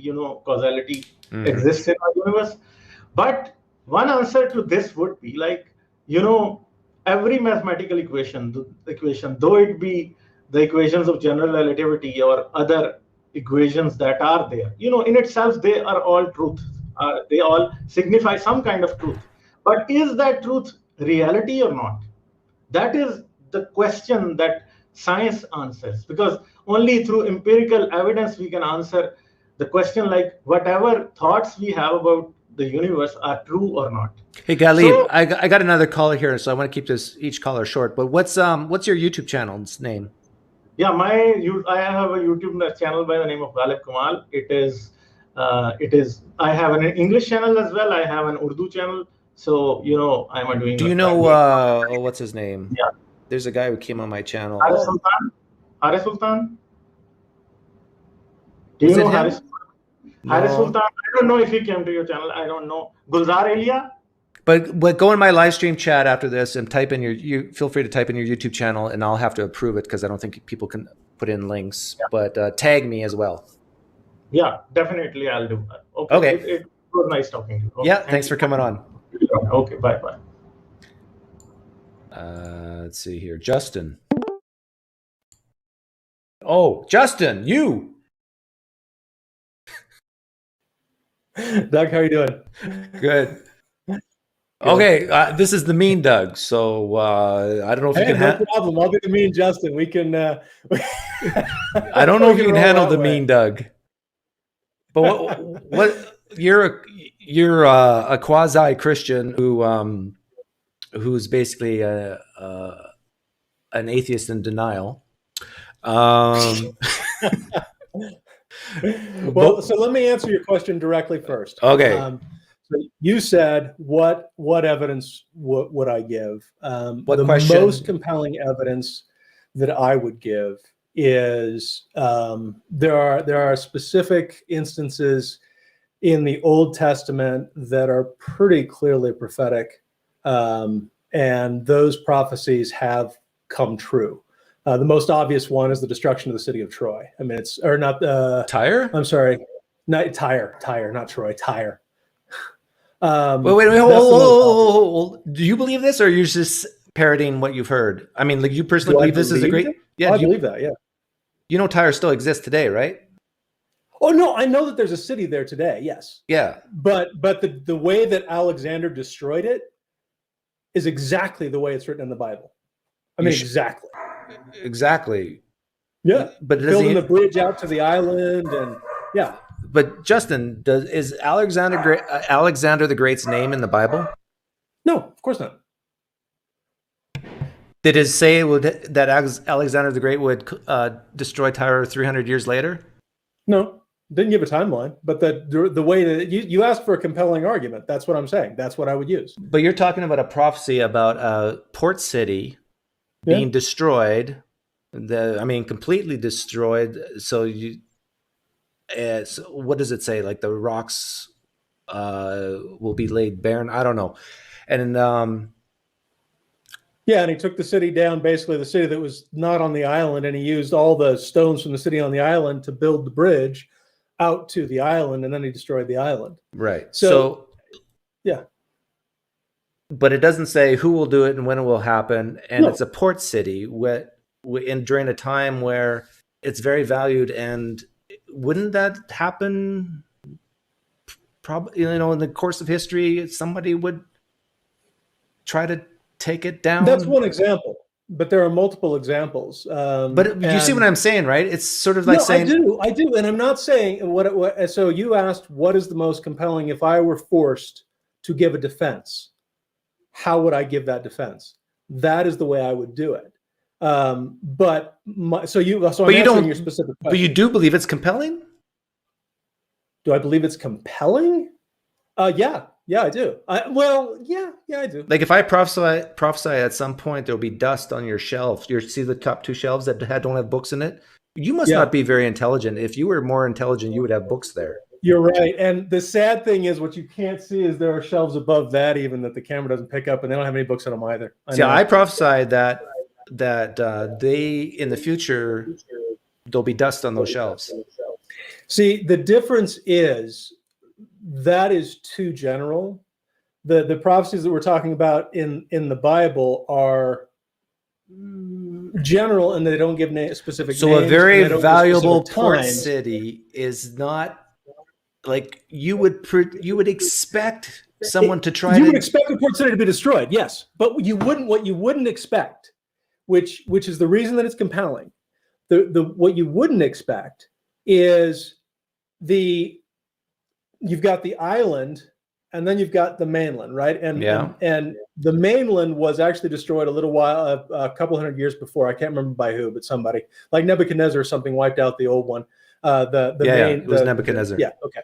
And then Alexander came down, and the way he built that bridge, that is the thing that I'm talking about. That was something that was distinct, and that was described in the Bible. It's not that a port city was destroyed. Obviously, it's war. Port cities are destroyed all the time, and they're pretty rich targets because they're rich cities. But it was the way that it was destroyed. That's the thing that I find compelling. But it says in the Old Testament, is it Ezekiel, that the island part will be destroyed? It doesn't talk about a bridge, does it? I can't remember the exact wording right now. I guess I could pull up the Bible and look, but you probably don't want to do that, and I wouldn't blame you. But as I recall, there wasn't a direct reference to building a bridge. But the way it's described, it sounds like extending the land out to the island to destroy it.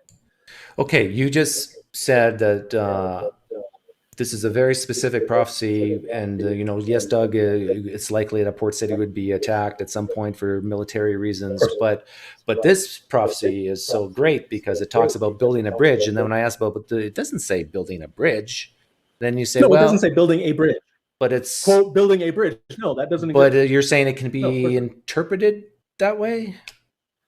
it seems like that is the most obvious interpretation. It seems like that is the interpretation, that you get to that interpretation without stretching. Let me put it that way.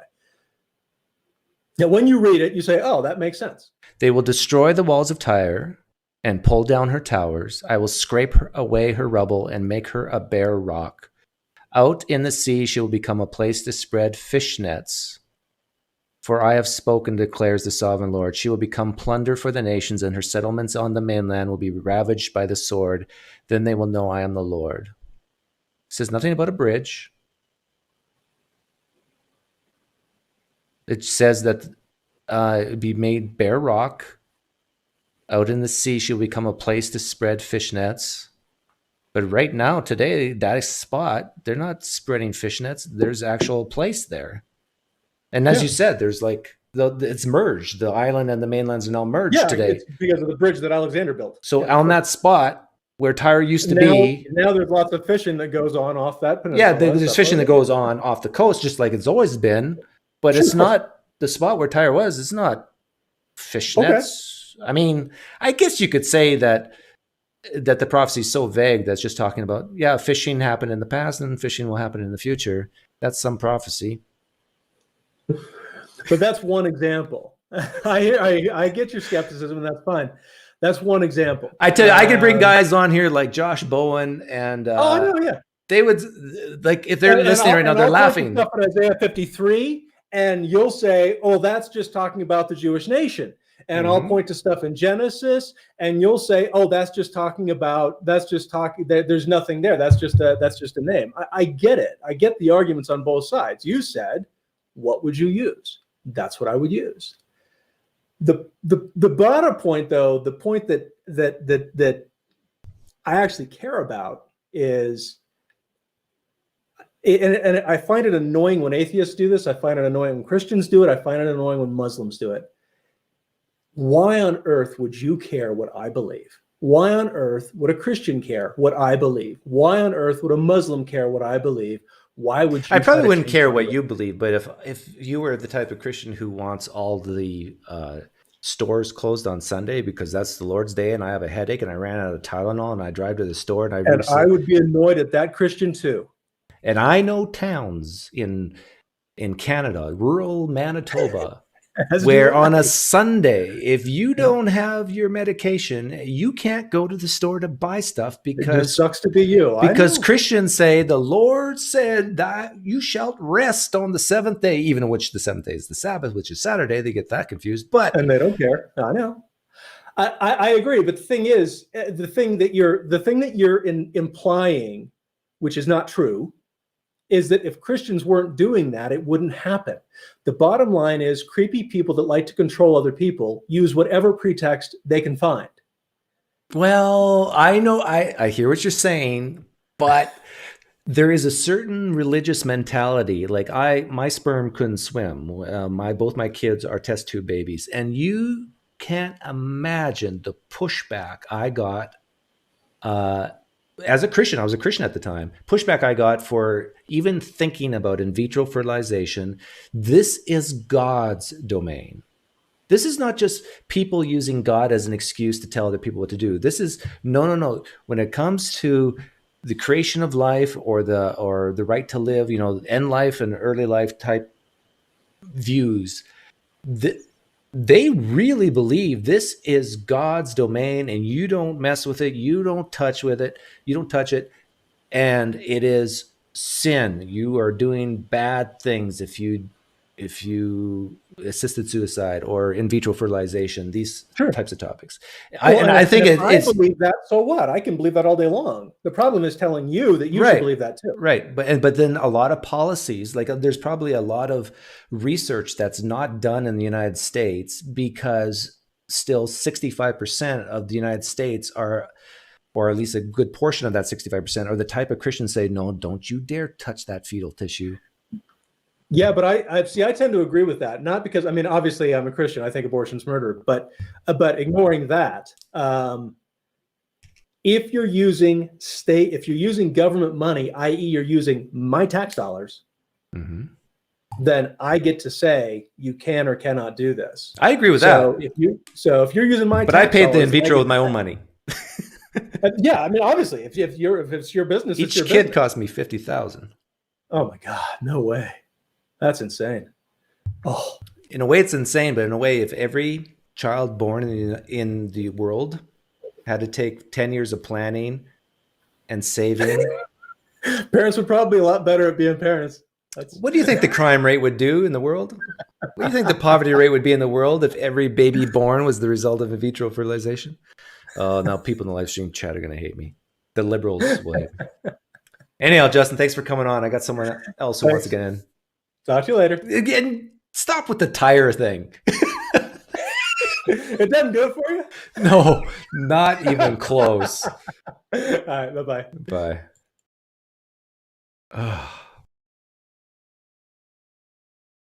Yeah, if you count, yeah.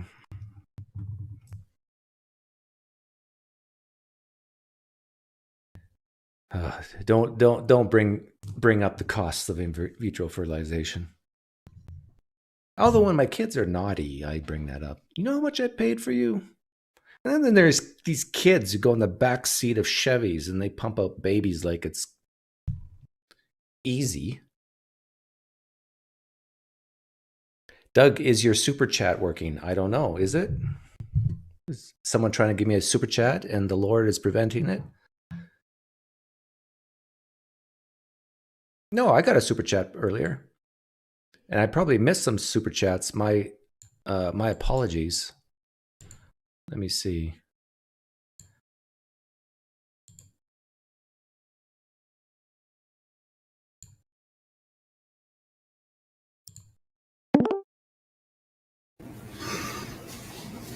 Hey, how you doing? That sounds good. Let me do that. Oh, you tried to come in earlier. You're Tux. Yeah. So you look like a youth pastor. I am not a youth pastor, no. You look like an atheist. Are you an atheist? Did you lose me? No, there was a delay, and I think it just caught up. Okay, there you go. Who are you, Tux? I'm just a guy in the Chicago burbs. I love your lean over to Satan to find out what his opinion is. that is just what I think. I think that could truly be embellished and should be. So what question would you ask? Where are you coming from? I was going to do a devil's advocate, maybe not devil's advocate, but more of an evil god apologetics motif. Well, we had that guy here. Did you hear him? yeah. But after the last conversation, I've kind of liked the idea of how much you paid for the kids, and then how much better off the world would be if the birth control factor was as such as you just demonstrated with 10 years of planning, 20 years of rearing. A lot of people hate hearing that. Yeah, that is an impressive. And I have brought up to anyone who's having a discussion with me about, kind of the when you have created a sperm. Hopefully this doesn't go out of bounds or anything on your channel because you're very PG-13 and under. But you cannot reveal yourself to your sperm at any point, no matter what you do. Oh, I have. You have. I've held it in a jar. Jar, meet me. and they worshipped you with all of their being. No, most of them were dead. That's why I needed in vitro. Yeah. Pick me.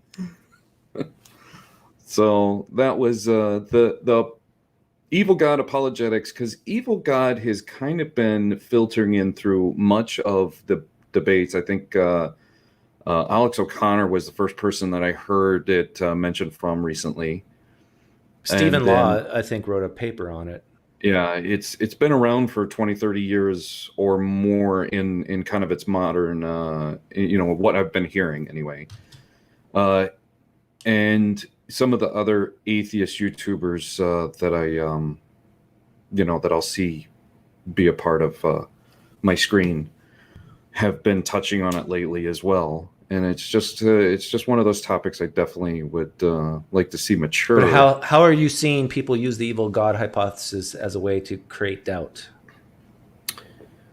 Well, pertaining to the argument, if evil exists, then there must be an evil God. If there's a good God, then good exists. And if you kind of circle it back around in the infinity symbol, you have to have evil to see how good is, and you have to see good to see how evil is, and vice versa. That is an infinite loop.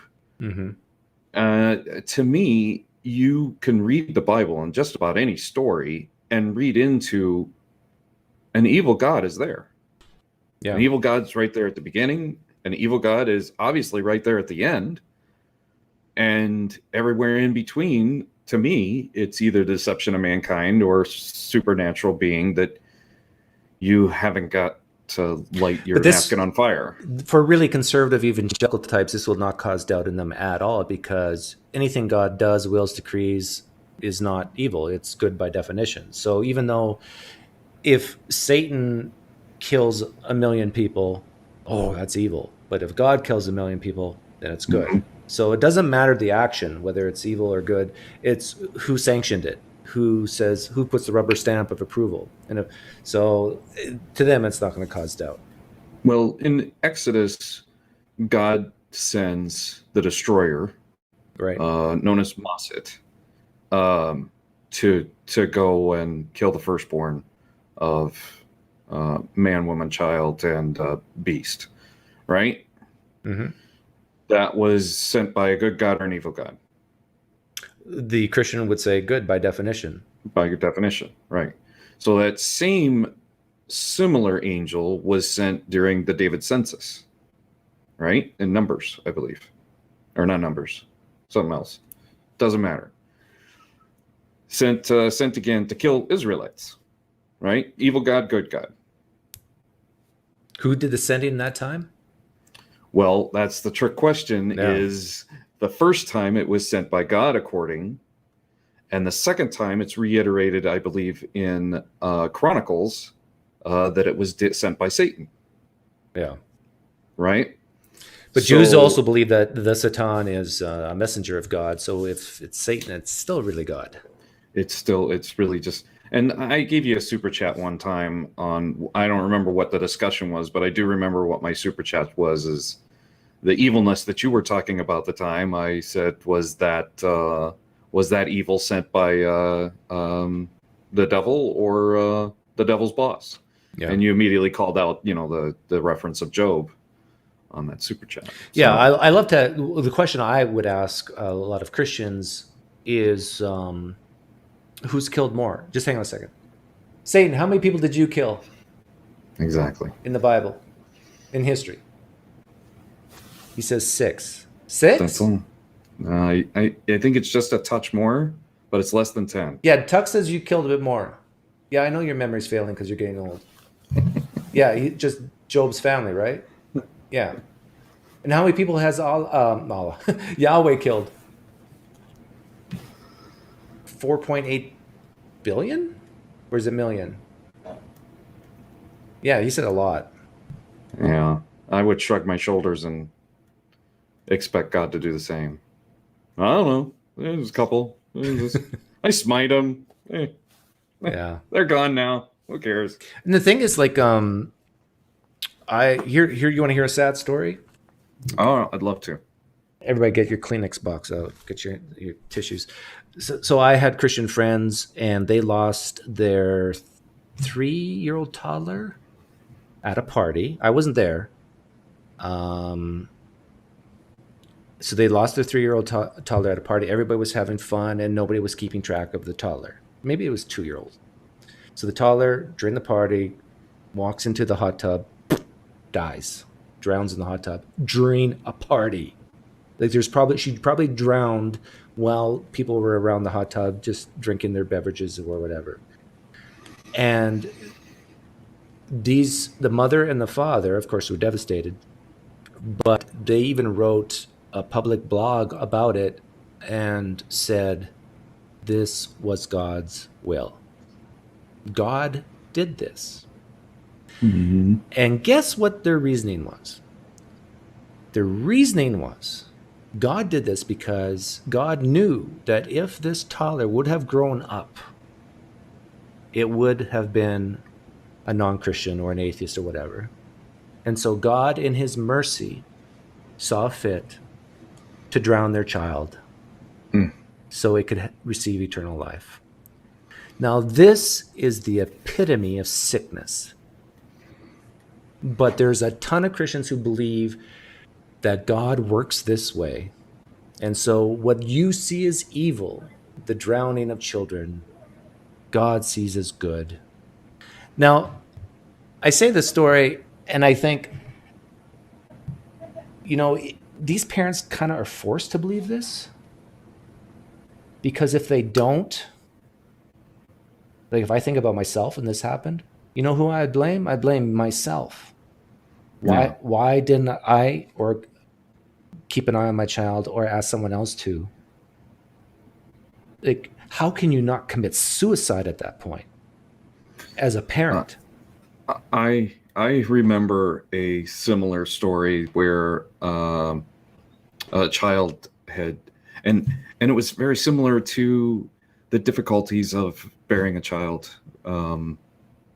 Similar to yourself, they finally got a child. The child was, somewhere, in its toddler phase, stuck a hairpin in a light socket or something along those lines, and the parents did off themselves. Wow. As a result. I haven't heard that story in a long time, but this one reminds me of it. Yeah, I now we're on a roll of horrible stories, but good job. I used to play saxophone at a church, and there was another guy who played sax, and so we would sometimes do duets and stuff. And he told me the story of, he's a farmer, and he drove over his own child on the farm. Yeah.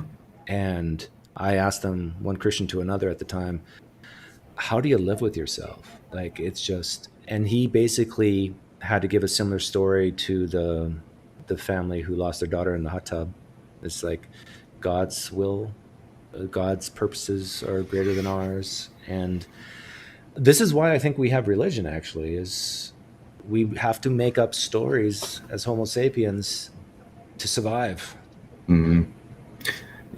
That reminds me, I think the last video I saw of yours, you said something like that towards the end of that video of that evolutionarily, we have religion for these type of reasons, maybe to ease the conscience, ease the mystery, ease the accident, as it would be. But there was one other thing I wanted to touch on, but I know you probably got plenty to go on. But actually, I think you're going to be my last guest. So if you have one more thing, go ahead. And if I could remember what it was, I just per a conversation earlier about demons, you had if I remember correctly, you had made a reference to demons being from the deity. Oh, the root word in Greek. The etymology. Word.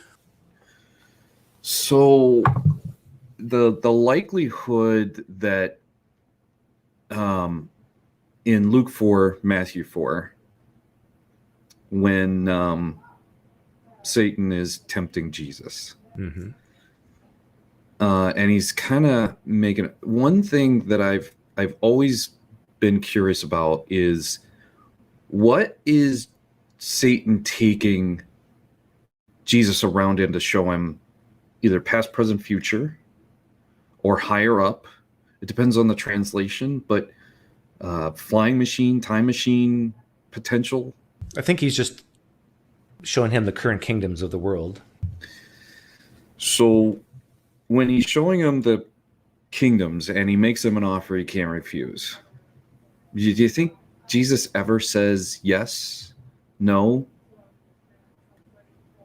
Well, in the story, he says no. He quotes scripture.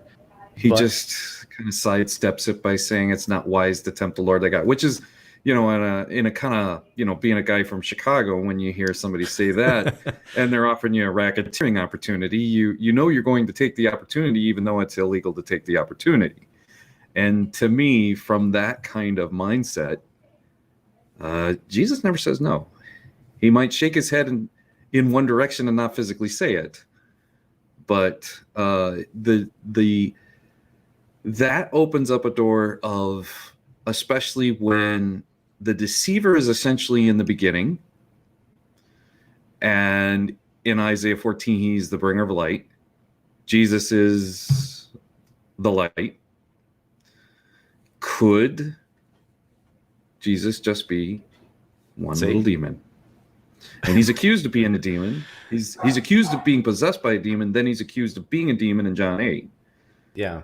Which, once again, he doesn't say no. It's funny you choose to say that. I think the answer is no. Jesus, in the story, he's not a demon. He's opposed to the demonic forces. However, there's a Christian who has a YouTube channel who believes that the Yahweh of the Old Testament is the Satan. They're the one and the same being. I would love to see some of that content, actually. Yeah, I forget the name of his channel. Oh, what is it? The True Christian? What is it? I forget the name of his channel. But I did a video of him, and I've never had him on to interview him. But he makes a really interesting point to show that really Satan and Yahweh are one and the same. He's sort of like a Marcionite type Christian. Interesting. Who just basically pushes the whole Old Testament out of the way. But I do have. Go ahead, Don. I was just going to say that the story you brought up with the temptations in the desert, I think, is a direct parallel from what happened to Elijah when Jezebel was chasing him or something, and so I think the authors, the point they're telling is just that Jesus is above and beyond anything the devil could offer, but they're using the narrative from 1 Kings to do so. Last thing I'll leave you with is I had visions in the transition between wanting to be a Christian, which I never became a Christian, and committing to sending that to the side and becoming an atheist. And I actually had a vision similarly described by Saul/Paul of what I believe is the flying spaghetti monster. Now, don't get me wrong, it wasn't a piece of pasta or anything, but I did have a similar describing. You had a YouTuber, you had a YouTuber apologist on who described his situation of praying in the backseat of his family van or something like that, and then knowing he was coming to Christ. And I had something similar to that. I had something similar to that, but it just wasn't a deity that's in the Holy Bible or any of the ancient texts or anything like that. I have had a situation as an atheist that I can't explain. Don't think it's worthy of spreading the gospel or going into a cave for 20 years or roaming the land and performing any miracles. But it was bigger and better than just a dream? Yeah, it was exactly described as, hang on a second, I might be able to find it on my favorites here. Like you saw a bright light and that sort of thing? Just imagine an intense bright light, 200 plus feet in every direction, with an image of, depending on context of size, nebula, amoeba, a little bit like, have you ever seen Donnie Darko? No. There's a scene in the Donnie Darko trailer that you could probably just look up, and you see this light tunnel that's moving around. It was kind of like that. Maybe that's what I call the flying spaghetti monster. But it might have been Yahweh. I don't know. Well, maybe you got this vision or this subconscious dream, whatever, from that movie. From that show. Yeah, I doubt it, but it is possible. Did you go see a doctor afterwards? No, just anything close or remotely close happened since? None. Were you under the influence of anything that day? No, no, nothing that was. Were you between the ages of 18 and 22? No, this would have happened in late 15, early 16, 2016 area. And I came out as an atheist. I stopped calling myself just spiritual and started calling myself. I wonder if there was a subconscious fear in you that if you just stopped becoming a Christian, that you were fearing hell or something like that. Yeah, I could definitely. Let's see. I have one thing saved here from you. It's J.P. Moreland. Oh, I don't God's like a monster. No, this was more of a YouTube apologist. Let's see. That's all right. Well, I'm glad. Yeah. You haven't had anything since, because nothing since. It wasn't scary or anything. You know, I wore. How long did it last? Less than 10 minutes. More. I felt like I was more than 5, but less than 10. You know, the description of. Were you in bed? I was in bed. Yeah. Yeah. You know, I prayed pretty hard that night. 3 a.m. I'd say. Probably. Oh. Probably. Martin, you listening? I don't remember. Martin came in and said these things happened at 3 a.m. Yeah, it was. I'm gonna click on this video. Hopefully, it doesn't screw up anything. Let me see if this is a guy. What are you trying to find? I'm trying to find the video of the guy that you had a conversation with. No, it's not. It's not this. I have J.P. Moreland. I had a conversation with someone. You had a conversation with somebody. Let me see. About visions? Well, he started off his Christian experience. Oh, Sygart. I bet you it's Sygart. I don't think it's Sygart. Was he a physicist or a chemist? I don't think so. I think he was a pastor or a youth pastor. Okay. Let's see. Oh, Pastor John. There's been, I think I've had more than one who's given a story like that. That they had some type of amazing experience. Sygart, I think Pastor John, even Randall Rouser. Kingdom in Context? Oh, yes. I remember him. He's a flat earther. Oh, really?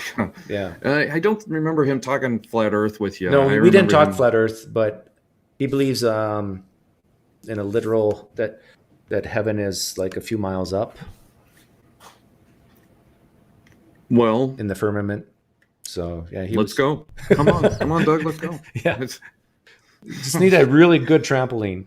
But anyhow, thanks for coming on, Tux. You got Satan on your left shoulder over there, and he's give me a boost. He's willing to hop you up there if my Luke 4 Matthew 4 is accurate. Well, thanks for coming on. Take care. All right, cheers. Let's turn this down. Thank you for the donation. Best in Show. Why would you not want to exist forever if you don't have to make a living and family exist too? If don't have to make living and family exist too? Don't find it depressing you will never exist for eternity? No, I don't find it depressing to cease to exist.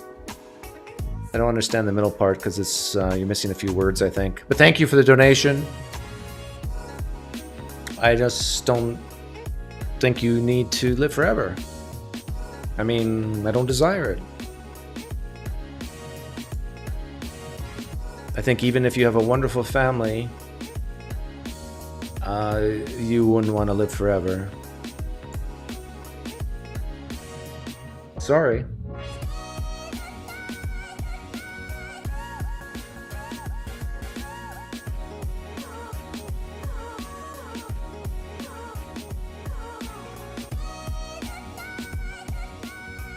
Yeah, I remember Kingdom in Context.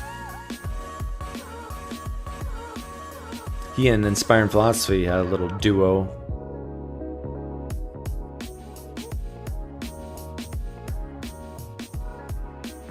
Good God channel, Bobby something. Yes, you're right, Highways and Byways. Thank you. That's the name of the channel of the guy who thinks Satan and Yahweh are the same being.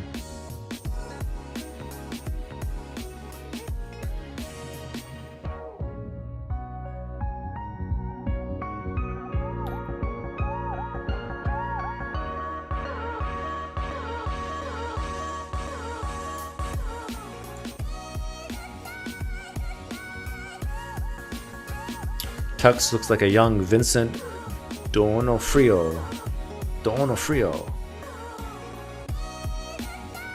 Doug won't let me send. I'll try again. Why you? Yeah, it worked.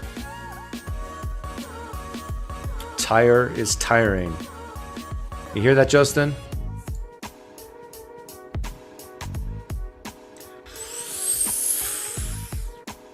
Poof.